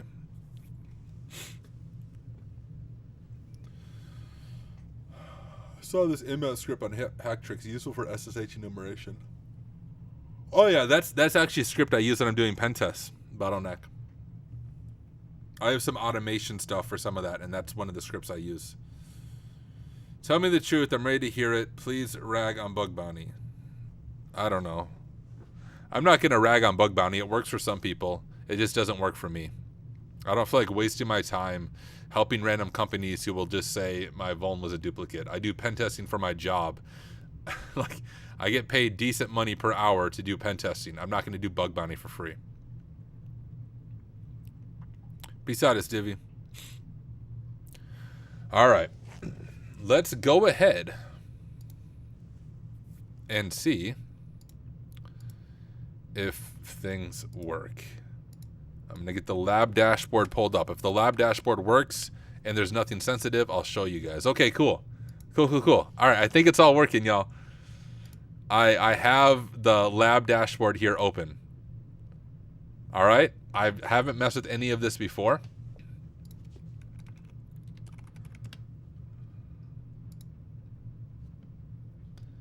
And here is their website.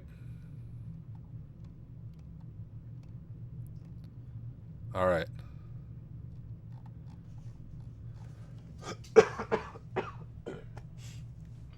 Trying to get over this cold. Bug Bounty can be used as experience for pen testing, yes.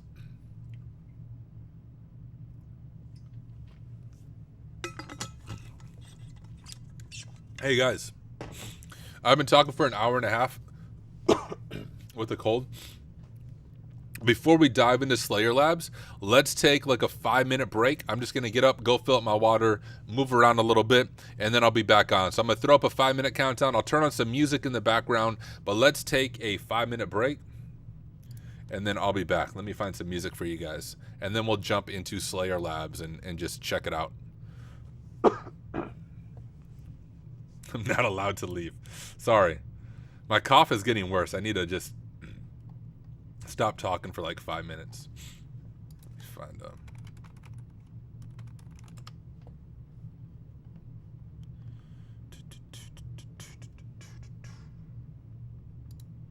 We'll bump some Andy Mineo. Oh no.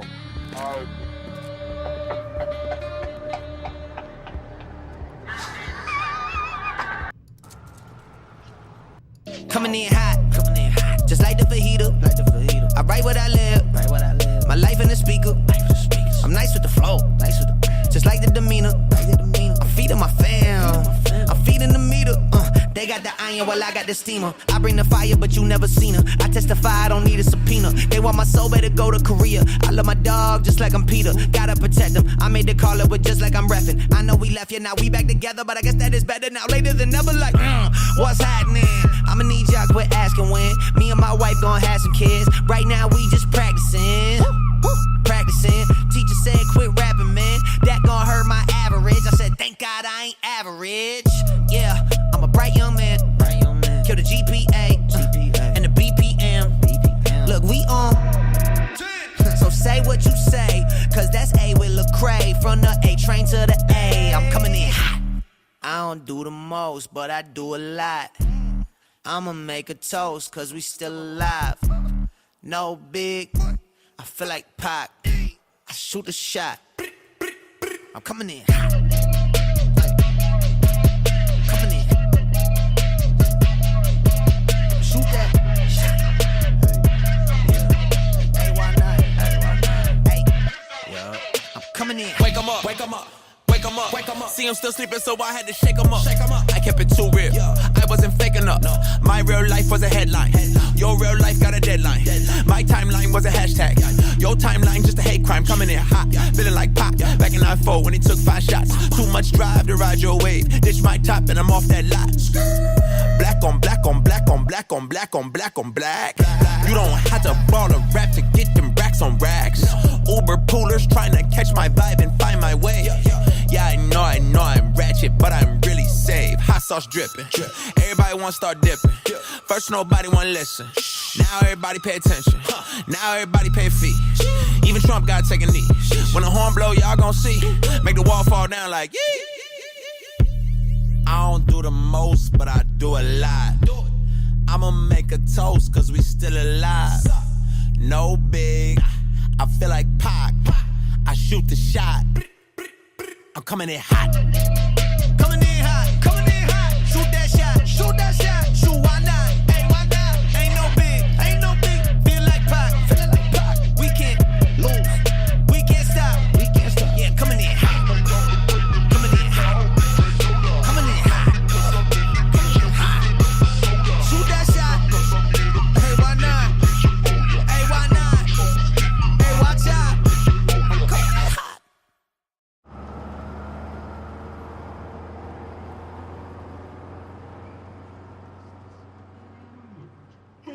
Just the fastest man alive. He's the fastest man alive. Whoa. Can you tell me? You find the fastest man. He's the fastest man alive. He's a... Oh, they're not cops. They're not cops. Oh, no.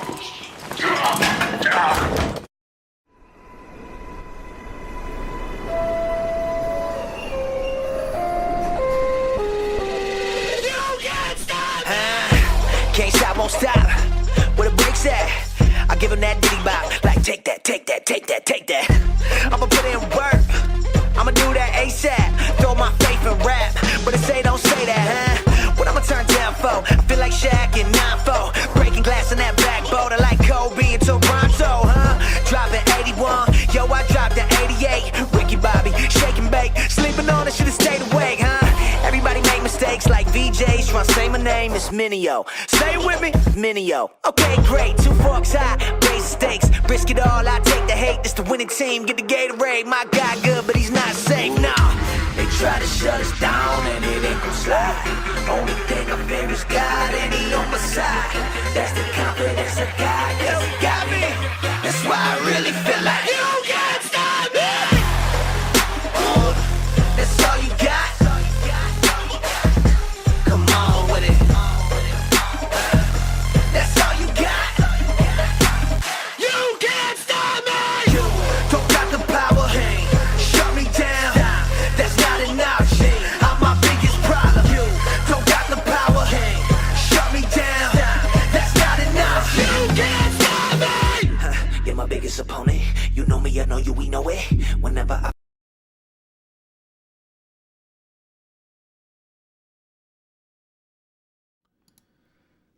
And we are back. Hopefully you guys enjoyed that short 5-minute break. We are ready to do an introduction to Slayer Labs, to give you my initial thoughts on all of this. So let me go ahead and try to get rid of this cough. And we'll dive into stuff. I'll keep chat on if you guys promise not to troll, because I want to hear your thoughts too on this. So I'll keep chat on. Love to hear your thoughts as we go through this video. But here we go. I'm going to start recording and we'll dive into it. In this video, I want to give you my initial thoughts on Slayer Labs. Now, if you've never heard of Slayer Labs, it's an online lab platform, but it's kind of claim to fame as it has massive networks. I mean, over 25 endpoints in some of these networks that teach you all about Active Directory. There's standalone machines, but there's pretty complex networks that you are able to attack. Now, I have never done Slayer Labs, and the only thing I've done up to the point of this video is I got the VPN configured and just made sure it was working, but I haven't done anything from there. I wanted to make this video and give you my true, honest first reaction to Slayer Labs, and do want to give a shout out to Slayer Labs. I reached out to them to purchase VPN access, and they said, hey, Actually, we'll just give you 30 days of free access just to see what you think, because I told them I was going to make a video about it. So want to give a shout out to Slayer Labs for giving me the access for free. But hey, always happy to support you and all the other creators of these networks. But let me go ahead and share my screen. Here is their website. So slayerlabs.com. I will go ahead and grab a link and drop it in chat for those of you watching the live stream. For those of you watching the standalone video, you should see a link to this in the description. But here is Slayer Labs. Networks engineered to exploit. It only costs $14.99 a month to subscribe, which when you see everything it gives you access to, I think that's an incredible deal. If you've ever heard of Hack the Box Pro Labs, it reminds me a lot like those, but honestly a little more advanced, more machines, and a lot more affordable than Hack the Box Pro Labs. You can see subscribe to gain access to all of the ranges, and we'll pull those up. You'll be provided with the VPN kit, allowing access to the entire Slayer Labs platform, and that's what I set up before jumping on here. I just set up the VPN to make sure everything was working, but we have access to all cyber ranges, totaling 130 VM targets, Unix, Windows, web apps, pivoting, and more. Cancel anytime, no fees. We have Slayer Labs. We have an open range network. We already kind of talked about that. Engineered with a focus on post-exploitation techniques, lateral movement, pivoting, credential harvesting, and more.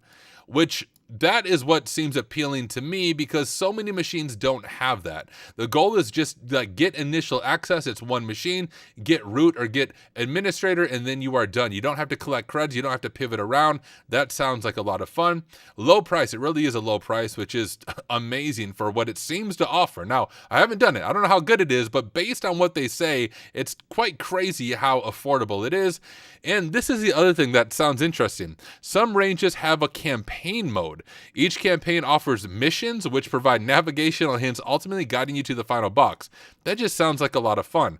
Now here's the different ranges that there are. Each range has an overall difficulty rating, security focus theme, and other unique features. Check out each one to get more details. Once subscribed, you will select which range you want access to. You can then reselect to enable another range so you aren't locked into just one. So we can just pull up a few of these, maybe 3 of them to look at. Is there any that seem, well, Roadhouse, I think, is one of the OGs, so let's check out that one. But, oh, there's even a video with it.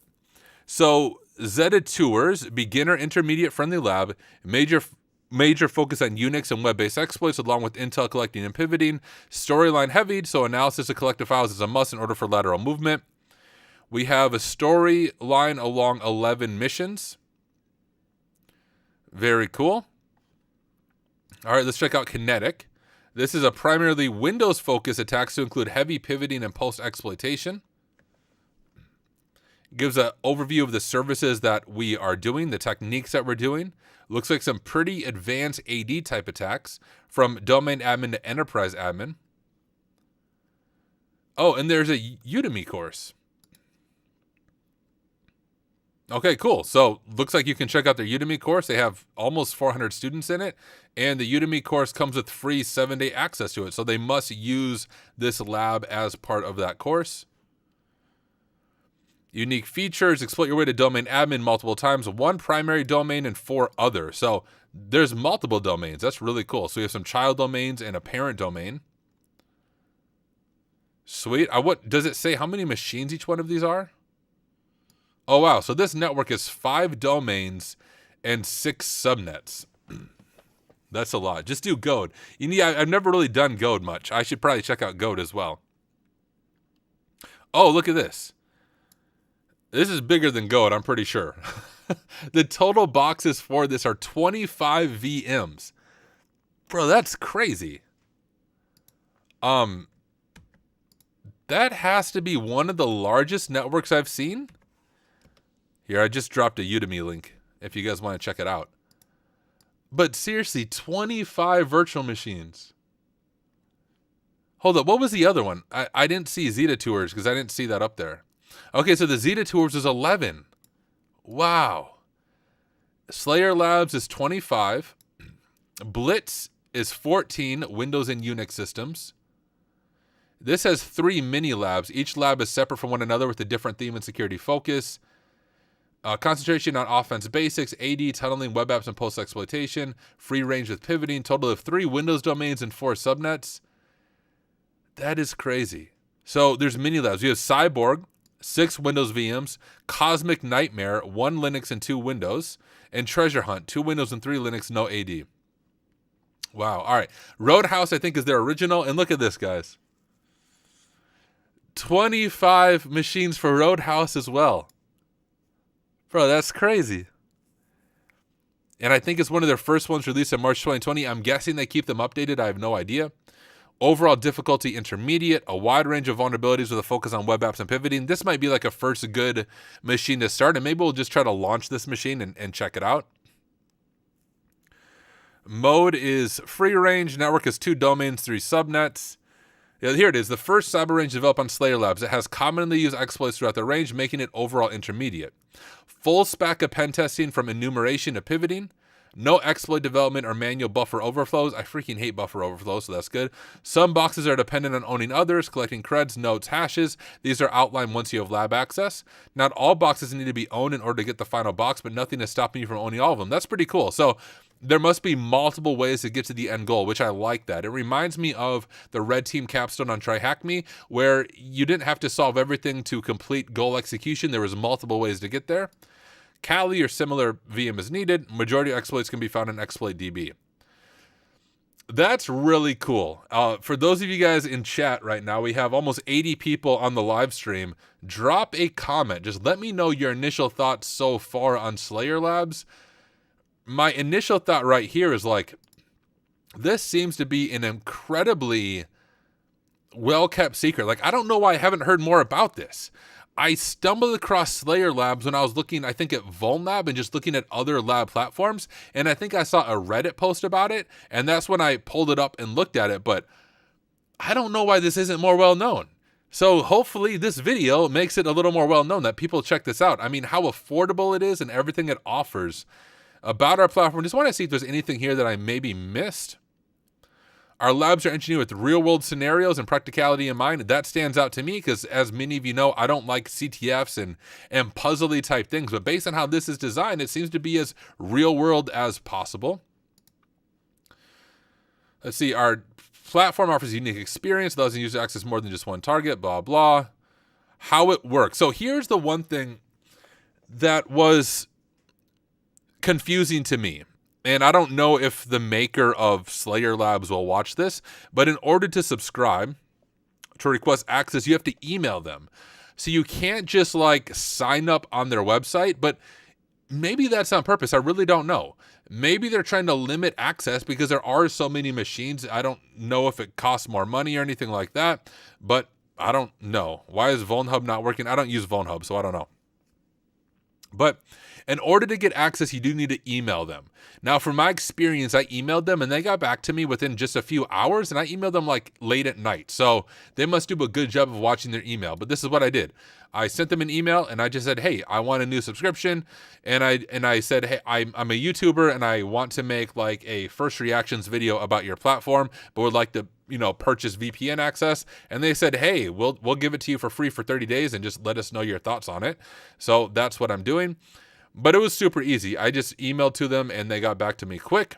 They said, is it okay if we are in Europe? So I think before Slayer Labs had a location restriction. I only know this from Reddit. I saw some posts from a few years ago saying you had to be in the US, but that's no longer the case. There is, as far as I know, no location restriction for Slayer Labs, but don't quote me. This is literally my first reaction to things. You can check it out. Hey, what up, Shy Hat? Good to have you here. I hope you didn't raid me because I missed it if you did, but good to have you hanging out. But okay, we have kind of looked at it. Now, I said before I got my VPN set up. I am on the VPN. Let's go ahead and check this out. So here is the control panel they give you. I don't know what Intel is. Let's just click on each one of these. You know what? Before I show all of this, let me make sure there's nothing sensitive on any of these pages. I doubt there is. I'm going to very quickly click through these to make sure I can show you guys all of them, which it looks like I can. Okay. I can. Sweet. Let me jump back to this. Let's look at Intel and just see everything it covers. It has, of course, my username. I don't think that's private in any way. But each range has its own control panel, which provides you with range-specific hints, intel, and the ability to revert targets. Are these not shared with other people? Like, do you get the whole range to yourself? That would be crazy if you do. Like, do I get 25 VMs to myself? If so, that's amazing. Oh, thank you. Okay, Xticker. Xticker knows a little more than me. He said, for info, the platform has shared access. You can change network once every 24 hours, or 24 hours, you'll need to select a range and reconnect. Okay, gotcha. That makes sense. So I want to do Roadhouse. We'll get that opened up. Changing ranges. To update which range you want to access, go to the range control page, select your preferred range, and then click activate. Although tempting, do not click the button multiple times. Once you click it once, it'll take a few seconds to process, and you should see red active text appear. Once activated, you won't be able to switch to another range for 24 hours. So if I would have just kept reading, I would have got my answer to that. Once you've switched ranges, make sure to restart your VPN connection. End current VPN session, start a new one with an open VPN, config OVPN, enter creds, keep terminal open. Okay, got it. Without switching ranges, where do I go to get more info about each range? We already read through those. When I switch ranges, it says user not found and range says none even after starting the VPN. Is there a bandwidth limit running heavy scans? Will my connection get dropped? Typically not, but in some cases, yes. Sending 10 gigabytes of traffic in less than 24 hours, being connected for 7 days straight. Utilize a target list on each control page, which in most cases gives you the IP as a target. Running aggressive scans in a targeted manner against 1 or 2 hosts likely won't trip any data caps, but running aggressive scans against 100s of hosts simultaneously will. All right, cool. Well, let's check out some of the other stuff. We have range control. So this is where I can click the ranges, which I think I opened. Oh, no, that opened that one right there. So if I want to control Roadhouse, I must click it there. We'll do that. And then we have, looks like some single targets. So listed below are single standalone targets to practice your exploits on. Targets may be CTF oriented or some may be designed around a single CVE. Click the targets button for hints. First, make sure it is powered on. If you cannot ping the IP it is down, go to enable or revert page. So let's just click one. Public VM with mini write-ups. For the target to work, add the following to your host file. Okay. So open source, purposely vulnerable web app. So these are like, these could be maybe web apps from VulnHub that they're hosting as well. Yeah, WebGoat's a classic. So just some single targets that you can play around with. Public boot to root VM. Public VM with mini write-ups. Cool. Oh, okay.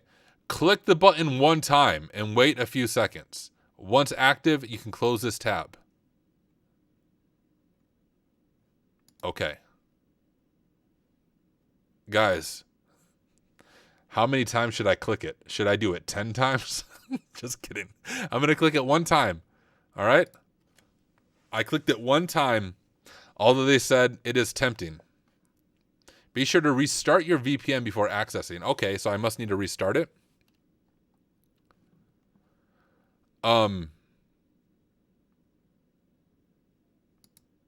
Okay. How do I... Here, I'm going to go to range control. Roadhouse. Oh, so before I access anything, I need to restart my VPN. Okay, got it. Well, I'm going to stop sharing my screen because I have to input my password and stuff for the VPN. Let me restart my VPN. And then I'll go back to sharing my screen and we'll see if we can at least get Road whatever launched. And that'll be the end, at least, of the standalone video. And then we'll play around with it. Okay. I got my VPN back on now. So now, if I try to open this.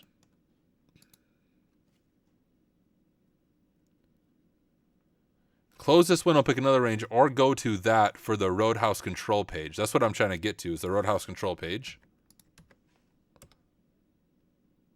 Okay.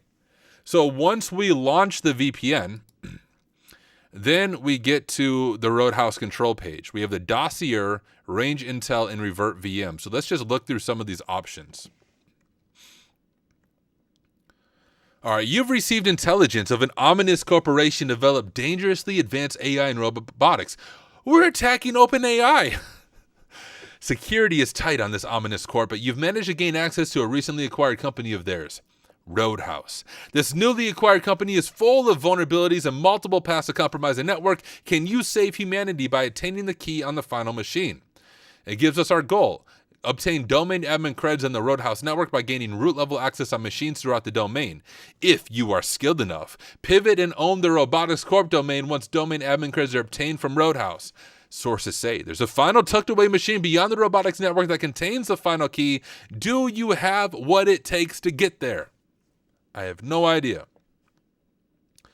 All right, a few rules. In-scope IPs are this except those. Do not scan or attempt to gain access to systems or networks out of scope. Domain controllers .15 are not meant to be exploited, as in any POC that could potentially take down the domain for others. Future abuse against domains is definitely allowed. Do not change any IPs, manual text, DOS, drop malware, attempt to compromise infrastructure. So that means like the actual infrastructure, like VPN infrastructure and stuff. Hints: root or privilege level access is not needed on every box within this range. Juicy findings in journals, notes, emails, etc. are the key. It may be useful to copy and save all the findings for later use. So in other words, make sure you're taking good notes, just like a real engagement. You may not get very far if you just get root and move on to the next box. If you are lost, follow the breadcrumbs attained. There are multiple paths to obtain domain admin. This is what I think will be my favorite thing. All conventional methods will eventually bring you to Die Hard, which will lead you to DA. If you are sure a method should be working, try using another tool. Tools such as Metasploit may bring up Intel in-map scripts, did not. Hydra may return inaccurate results at times, try other targeted tools. Hashes obtained may or may not be crackable, just like the real world. Some creds may lead nowhere, yet others may lead to high privilege access. So very, very real world to an internal pen test here. Be wary of lockouts due to too many failed login attempts. I'm curious how that works if it's a shared lab with other people. Can other people lock it on an accident? I don't know. Not all boss levels need to be compromised to make it to the next network. So there are boss levels. That's cool. Let's jump back. We have our range intel. Difficulty rating is based on the hue. Darker is more difficult. Multiple VMs may depend on gaining privilege level access. Maybe I should turn off dark mode? There. If you have dark mode on, everything is the same hue. Dependent VMs along with the boss's levels are noted below. So that's nice that we know which ones are dependent, because that was one thing. This might be different now, but when I did the Pen 200, they have, I don't even know what to call it. There's like a network in the Pen 200, but it was never clear what machines you needed to compromise before compromising the next machine, which honestly really pissed me off. So I'm glad it says, hey, these are the ones you need to compromise first in order to get to the boss. So these are initial access non-dependent systems. Order does not matter. So that's really cool. You can begin with any of these machines for initial access. Second level, likely need root or admin access on other systems. So it tells us that. So we're going to use information that we find on these systems in order to get to the second level. And then dependent root or admin access not required. Low privilege service access will do. Oh, interesting. So these will need root or admin access. These two machines just need low privilege or a service account. Might be able to give us access. We have boss levels. Mad Max, Tombstone, Die Hard, and Repo Man, and Thunderdome. Can I click these? Clicking them doesn't do anything. So these were not even given the IPs. So once we are in here at second level, we must need to do enumeration. I'm guessing maybe some pivoting, because I noticed these are all 25 networks. I bet we have to do some pivoting. One of these hosts is going to have dual homed IPs where we're going to be able to access another network, and I have a feeling it's through those we're going to try to get to the boss levels. Maybe I'm wrong. And then we have the final level, Tyrell Corp. It says do not exploit Blade Runner, but we have Last Starfighter and War Games, and then we have the final boss called the Abyss in order to complete the network. Yo, this looks really cool. To revert VMs, if we click that, each VM has its own revert page. Navigate to the VMs page by clicking the corresponding button. So I just want to see what this does.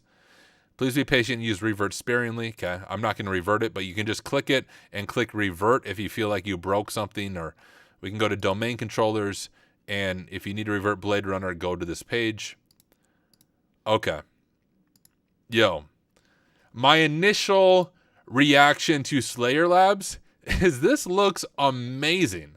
I mean, I'm gonna dive in and kind of see what I think about it, but this will be the end of this kind of initial review video. But my initial review is I think it's a well-kept secret.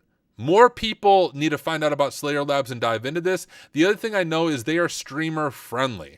So as far as I know, and maybe someone can correct me if I'm wrong, but when I was talking to them via email, they were totally okay with me live streaming as I work my way through the different challenges and their platform. And that's one thing I look for. Anytime I try a new platform, I want to do platforms that are streamer friendly because I want to be able to share the content with all of you. So I will be working through this stuff on stream and maybe have some standalone videos about their content, but this looks like a lot of fun, a lot of things to keep us busy as we learn Active Directory and post-exploitation and enumeration and gathering credentials. So I'm excited to dive in and see what I think about it. Hey, if you sign up for Slayer Labs, let me know in the comments. I don't get any type of kickback from this. Just wanted to showcase this platform and give my initial thoughts, but we'll dive into it and see what we are able to learn. But for those of you watching the standalone video right now, hey, thank you for taking the time to watch. Check out Slayer Labs. Let me know your thoughts, but I'm going to dive in and see what I'm able to learn. I will see you all in the next one.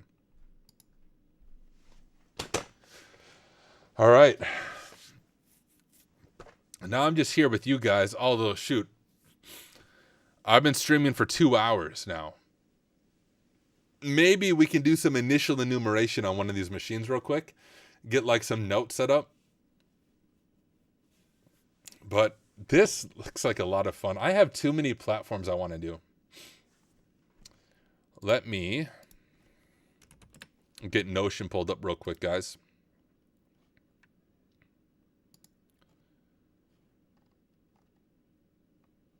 And I'm thinking like, I'm trying to think of how I want to do this.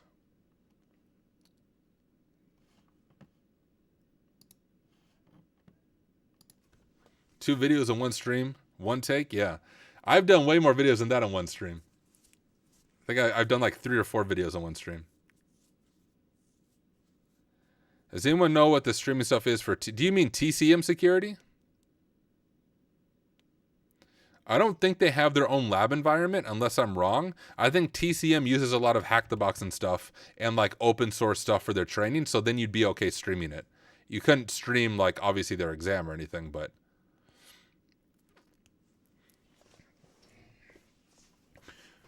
All right, I think how we'll do this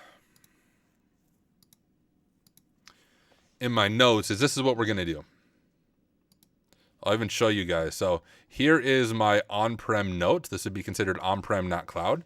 We're going to start a page. I'm going to call this Roadhouse. We'll do SL for Slayer Labs. And then as we work through these machines, like I'll just begin with Cobra because it's the first one I see.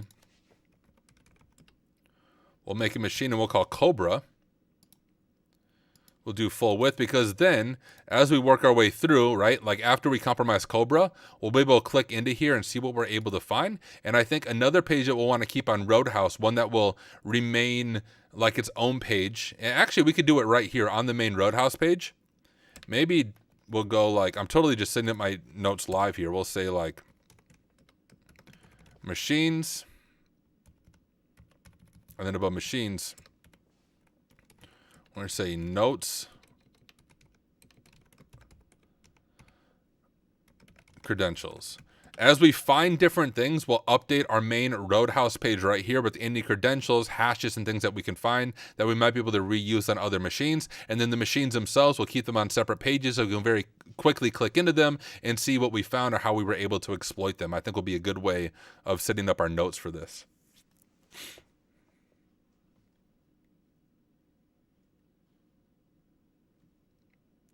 Shy Hat said, I stream a lot of hipster CTF platforms. I need to ask each time if it's okay to record their materials. Yeah. Usually they share it on their page, and I think that's how I Or not Vulnab, we're doing Slayer Labs. I could have swore they talk about it somewhere on here.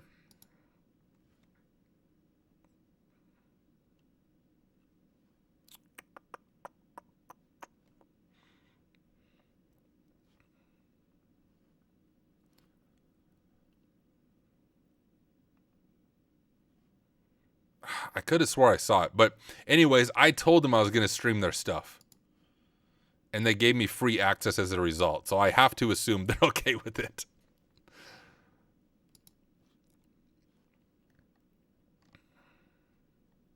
Anyways, cool stuff. But now, since I'm just live with you guys, a lot more low-key. Oh, cool. X-Sticker said Siren was streaming Slayer Labs before, so don't worry. All right, sweet. Good to know. Like, the only platform I know that's very strict about that is Hack the Box. If you stream their active machines, they will actually, like, come after you. Or at least put in, like, a request to YouTube or whatever it is to take it down. Which I understand. That's their prerogative. Try Hack Me, I think, asks you to wait, like, 72 hours after a new release before you stream it. But, well, let's check this out, guys. We have our initial note set up here. Roadhouse. We have the machine here, Cobra, that I want to target, and I guess maybe step one is just making sure we can actually hit this thing. Okay, I just wanted to copy the IP. Okay, well, I'll just put my terminal. Can I ping it? And I can. Sweet. Well, let's begin with the typical scan. And I'm going to actually add it to my Etsy host. So we'll do sudo nano Etsy host. And we'll drop in Cobra. And maybe I should type in the right IP, 10.25.1.28. And we will call it Cobra-SL for Slayer Labs. And make sure we can ping it. And we can. All right, beautiful. Rustscan-A. Cobra.sl, and we'll pass it over to InMap, and we'll see what ports are open. Right away, I can see that it's Windows. Those of you who are maybe new, didn't see my previous stuff, and you've never used RustScan. RustScan is just a port scanner written in Rust. You could do the same stuff with InMap. I just like the simplicity of using RustScan. But all it's doing is saying, hey, RustScan, I want you to find all the open ports on Cobra.sl for Slayer Labs. And then I want you to take any of those open ports, pass them over to InMap, and run -A with InMap. The -A in InMap is a flag that just says, hey, throw all the enumeration scripts at these ports, and let's see what is running on these ports. Really good step for initial enumeration onto a machine. Digital War said, hey Tyler, found you via THM's Advent of Cyber. Loved your videos. Hey, thank you so much for the kind words. Shy Hat said, I love the initial scan portion of each CTF box. So much potential out there on the remote servers. Right now, it just looks like SMB. Maybe it's going to discover something else, but we can even begin some of our enumeration already. Let's go here, and I'm trying to think of how I want to set this up. If I make a directory for Roadhouse, into Roadhouse, and I will make a directory for Cobra, and maybe we'll work out of this directory right here. RustScan is still doing its thing. So we can try like SMB client -L going off memory, but I think this is the correct syntax. Cobra, I think we only need 2 dashes, Cobra.sl, and like so. And anon. Okay, nope, I'm doing this wrong. What I'm trying to do is list the shares anonymously. I've never seen invalid parameter. So we'll do, we'll just use netexec, which would be -H. I didn't mean to do that. I wanted to remember the syntax for netexec. I think we can just say netexec SMB and pass it in the IP, possibly.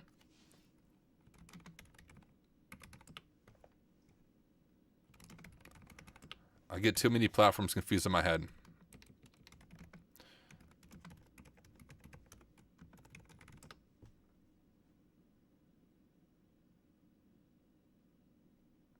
Okay. We have list index out of range. Error enumerating shares cannot get into error code 91 from InPacket. What the frick does that mean? Oh, thank you, Sponge. Let me try that.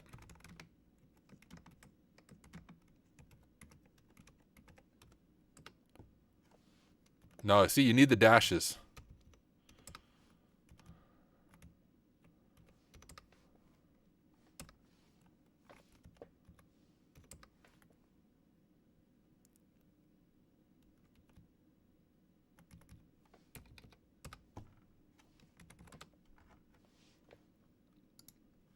All right, Rust scan. It only found those ports, so we're just dealing with SMB.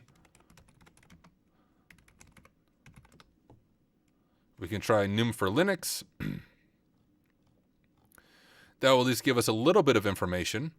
We have, of course, the domain information.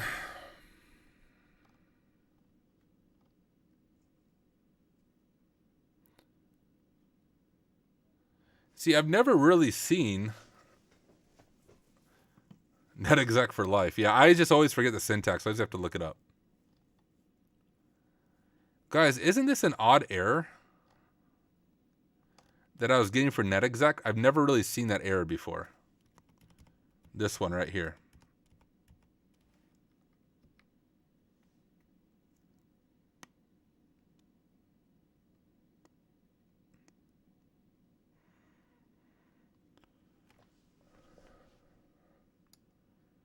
All right.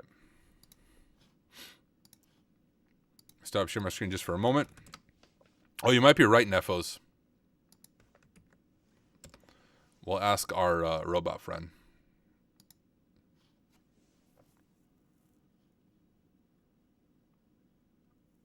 Yeah, okay, so I thought that was like a NetExec bug. Cannot get into error code. Is there specific to the Impacket library? Meaning your current session does not have permission to enumerate shares. Okay.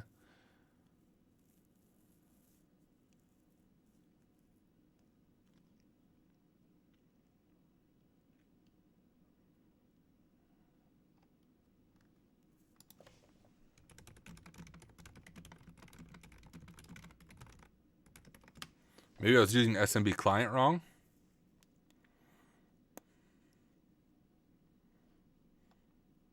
Let's try this.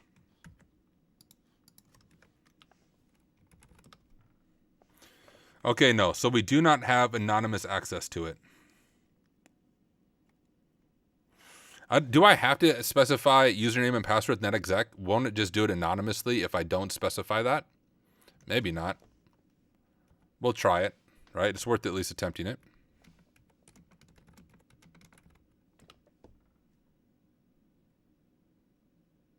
Oh, there we go. We at least got status login failure.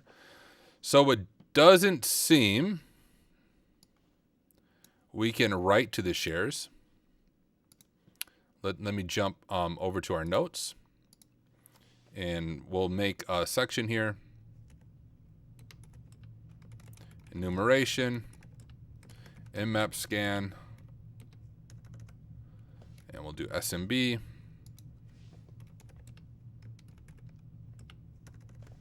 We'll drop in the information there.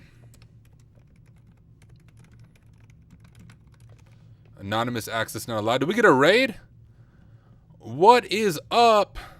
Yo, I apologize, y'all. I can't see raids from Restream. Let me pull up Twitch real quick.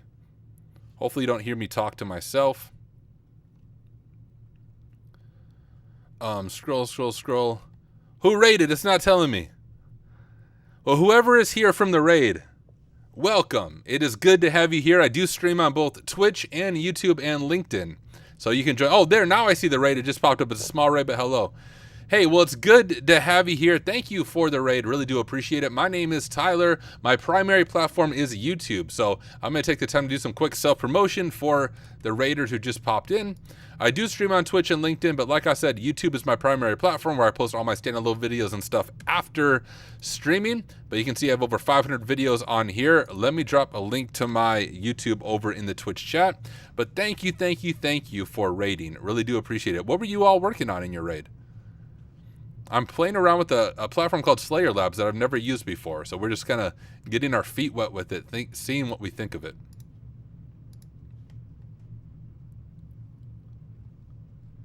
Okay.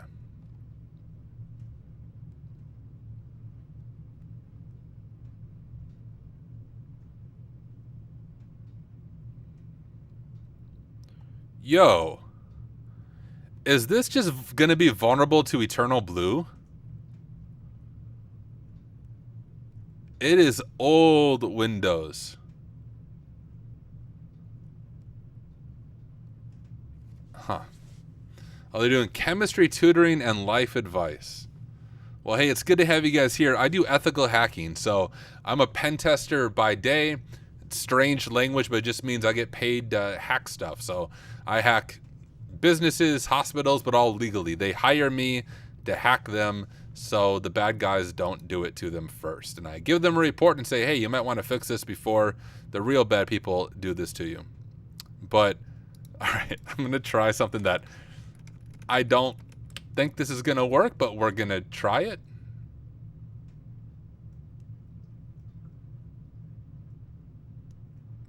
Yeah, correct, Randerman. We'll open up Metasploit. The -Q flag just means open it quiet.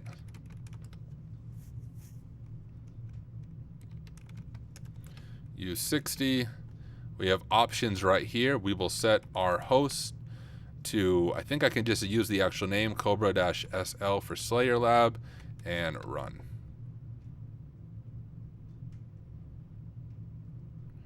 Oh, was that just a checker? It says host is likely vulnerable. All right, well, I was right that I might be vulnerable to Eternal Blue. Where's the actual exploit? 0. Okay. Remote Windows code execution with PS exec. We can just try the original one. Set our host to Cobra/Slayer Labs. And set L host to 172.20.0.5.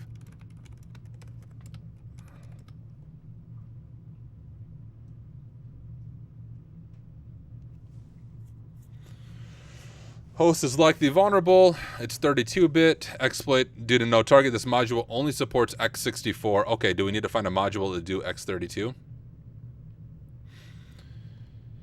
Can we not just change that?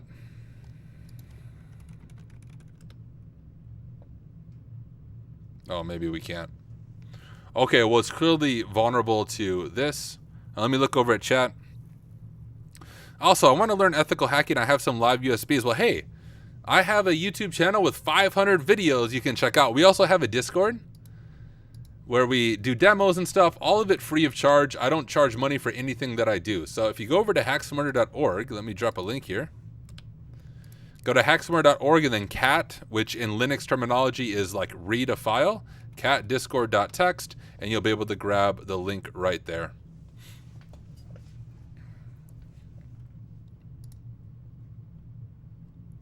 But there you go. Can't find what on Twitch. Oh, let me pull up Restream. Sorry. I was on Twitch chat, so I wasn't seeing the other chat. Is Tyler Twitch? I'm on Twitch and on YouTube and on LinkedIn. On Twitch, if you want to know my Twitch, it is twitch.tv hack_smarter. For those of you on YouTube, if you want to sub to me on Twitch, that's my Twitch channel. Yeah, Hack Smarter is me on Twitch, exactly. Over on YouTube and LinkedIn, it's Tyler Ramsby. On Twitch, it's Hack Smarter. But okay, we need to choose an exploit that allows x32. Let's just try 10.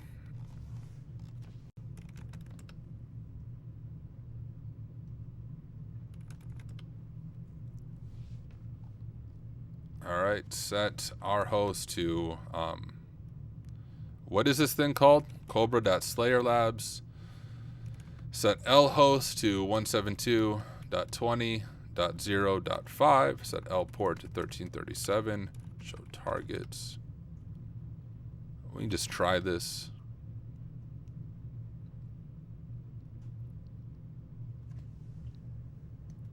Here we go, ladies and gentlemen.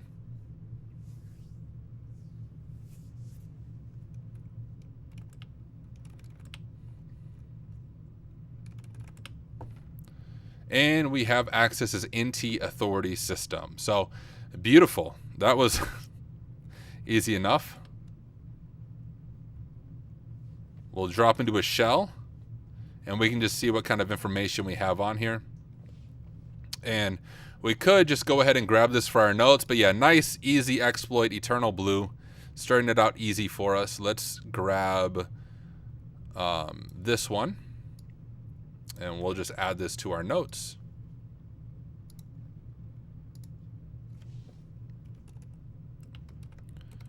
Post exploitation.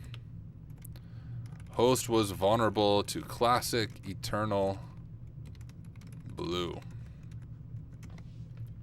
Like so. So we have that saved for the future, and we have a shell on it.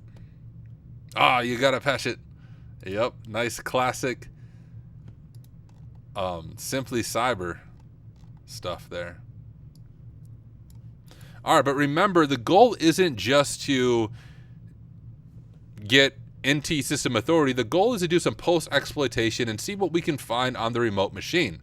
So we could dump hashes, which I think we can actually do with Metasploit. There's some other things we can do, but we'll do some manual enumeration first. It is Bolt, you are correct. Hey Chandra, well thank you for the raid. Seriously, appreciate the raid. Hope you have an awesome night. Thanks for stopping in. What? Well, I guess this is Windows 2000. It might be a little bit different.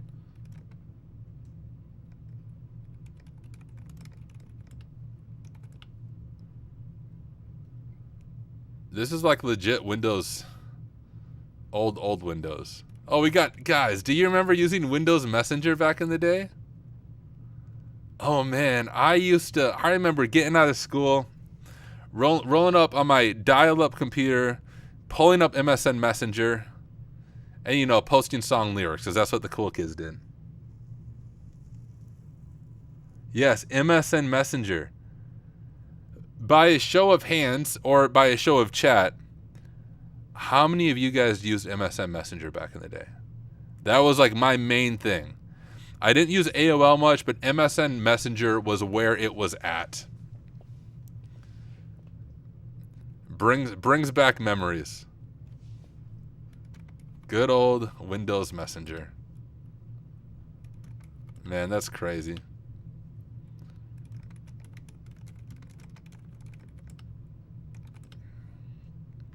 Okay, so here's our users. We have administrator, we have Cobra.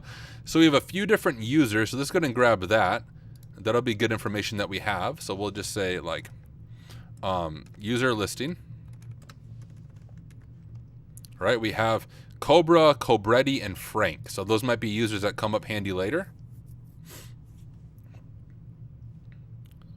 I remember using Messenger Plus. Do you guys remember Smarter Child? Before there was ChatGPT, there was Smarter Child that you could chat with on Windows Messenger and apparently AOL Instant Messenger. I'm going to get totally distracted from the machine that we're working on, but here's another flashback from the past. I remember before ChatGPT talking to Smarter Child on Windows Messenger and just being blown away by it. The original AI. Man. Going down nostalgia here on this machine that we're working on. All right, Frank. What you up to, dude? What do you got, Frank? Nothing there? Do you have anything in my documents? Anything secret I'm not supposed to see, Frank? Oh, I don't think you do, Frank. All right. See, I never used IRC. I wasn't hacker enough as a kid to use IRC. I wasn't like the cool hacker kids because I wasn't really even into hacking.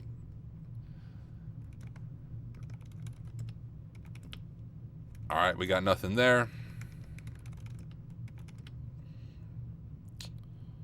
We have links. I don't think any of this is helpful to us. Free hotmail.url. I love it.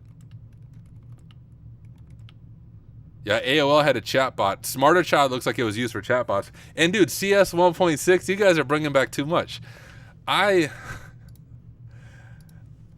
would be down on a stream if anyone wanted to play CS 1.6 against me. I started out with Counter-Strike 1.6. Then I went to Counter-Strike Condition 0. Then I played a lot of Counter-Strike Source. Then I played Counter-Strike Global Offensive, and now I play CS2 occasionally. But CS Source is probably the one I played the most of, but heck yeah. Counter-Strike is legit, y'all. I'm going to get too distracted on stream with you guys to do post-exploitation. And LimeWire. I used Ares back in the day. Ares, A-R-E-S is what I used to, download all my music and malware. What room are we doing? We're checking out Slayer Labs teraflops. It's like an entire network that we're doing, and we're doing some, well, I would say post-exploitation, but really we're just falling down into various memories from many days ago.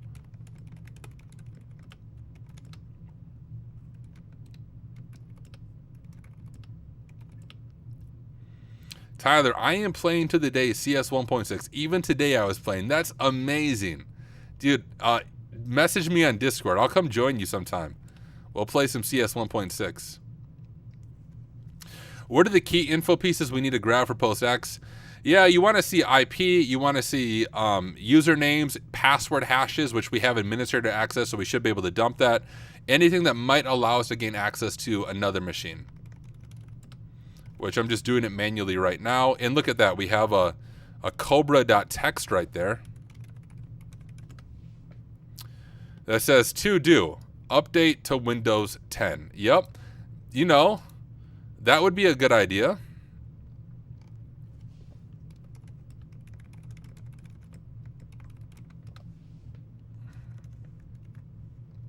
We'll just drop that there. Various notes.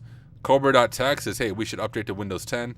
Dota was my thing. I didn't do much of Dota, but I had a lot of friends that did it.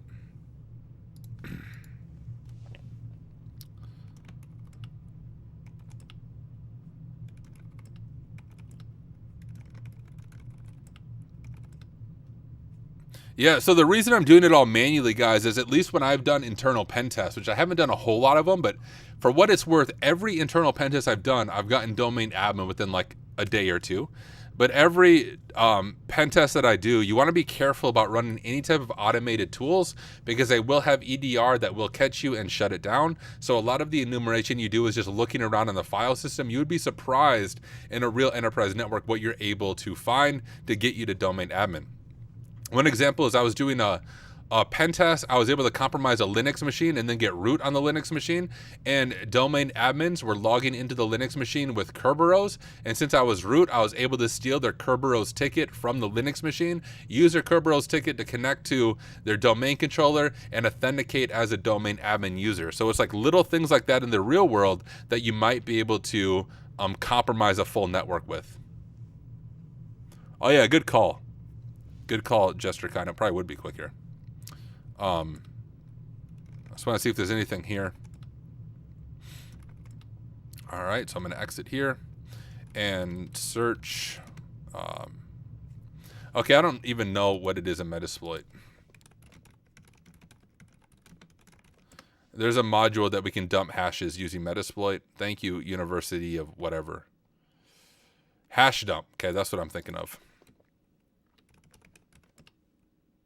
There we go.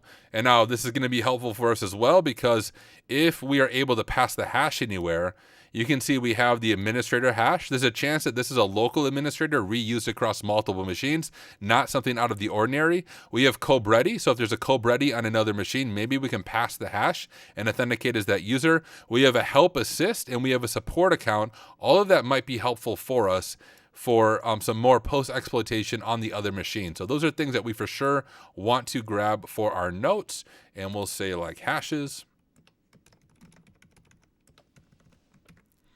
And we have the hash dump right there. So all stuff that might be helpful as we enumerate around, but that's going to be about the extent of really anything that's going to be helpful to us. If we look at our IP, you can see we just have our 10.25.1.28. One thing that we would want to be looking for is if it was a dual homed machine. So for example, if it had more than one interface with multiple IPs, then that would allow us to set up pivoting to gain deeper access into some type of internal network. And that's where it would be helpful for us to know and to compromise. But from here, we, I think, have fully compromised this machine. We got all the information that we need from it, and there wasn't too much. We had a note saying to upgrade to Windows 10, and we have some user hashes. We might be able to pass these to get to the second level machines. I have no idea, but that'll be a helpful stopping point. So I'm going to stop at this point for the stream and for if I turn this into a standalone recording. But hey, we were able to check out Slayer Labs. We compromised our first machine, Cobra. We did some post enumeration, and we have some things to work with going from here as we target the other machines. But hey, y'all, thank you so much, seriously, for taking the time to hang out with me. I've been on stream now for 2.5 hours, and this is stream number 4 in a row. That's what I'm talking about. We have, 90 people hanging out, which is amazing, guys. Thank you. Thank you, thank you, thank you. I'm looking over at channels. We have almost 60 people on YouTube, a little over 30 on Twitch. I know we have people on LinkedIn, but for some reason, Restream never shows me LinkedIn numbers. But we'll come back to this. But what we're going to do is we're going to find somebody to raid. Now, if you don't know Twitch terminology, to raid someone means we take all of our viewers and show our support to another channel. So for those of you on YouTube, if you could do me a favor and come join me on Twitch, even if you're not going to be on for long, just to be part of the raid. You don't need a Twitch account or anything like that, but let me drop a link to my Twitch real quick in chat. Come join on Twitch so you can be part of the raid. Bilal said, our sensitive files such as Etsy password and LLM AI chat, but within a sandbox environment, considered a valid vulnerability? No, not generally. It's usually by design, especially if there's code execution built into the AI. But let me see if we have anybody streaming.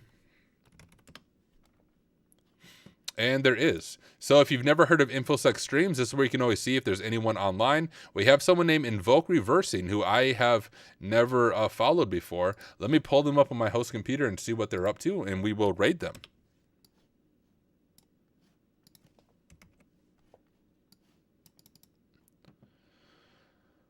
All right, let me turn it on. They're deobfuscating Golang with Binary Ninja. It sounds like a lot of stuff that I could learn because I know very little about that world.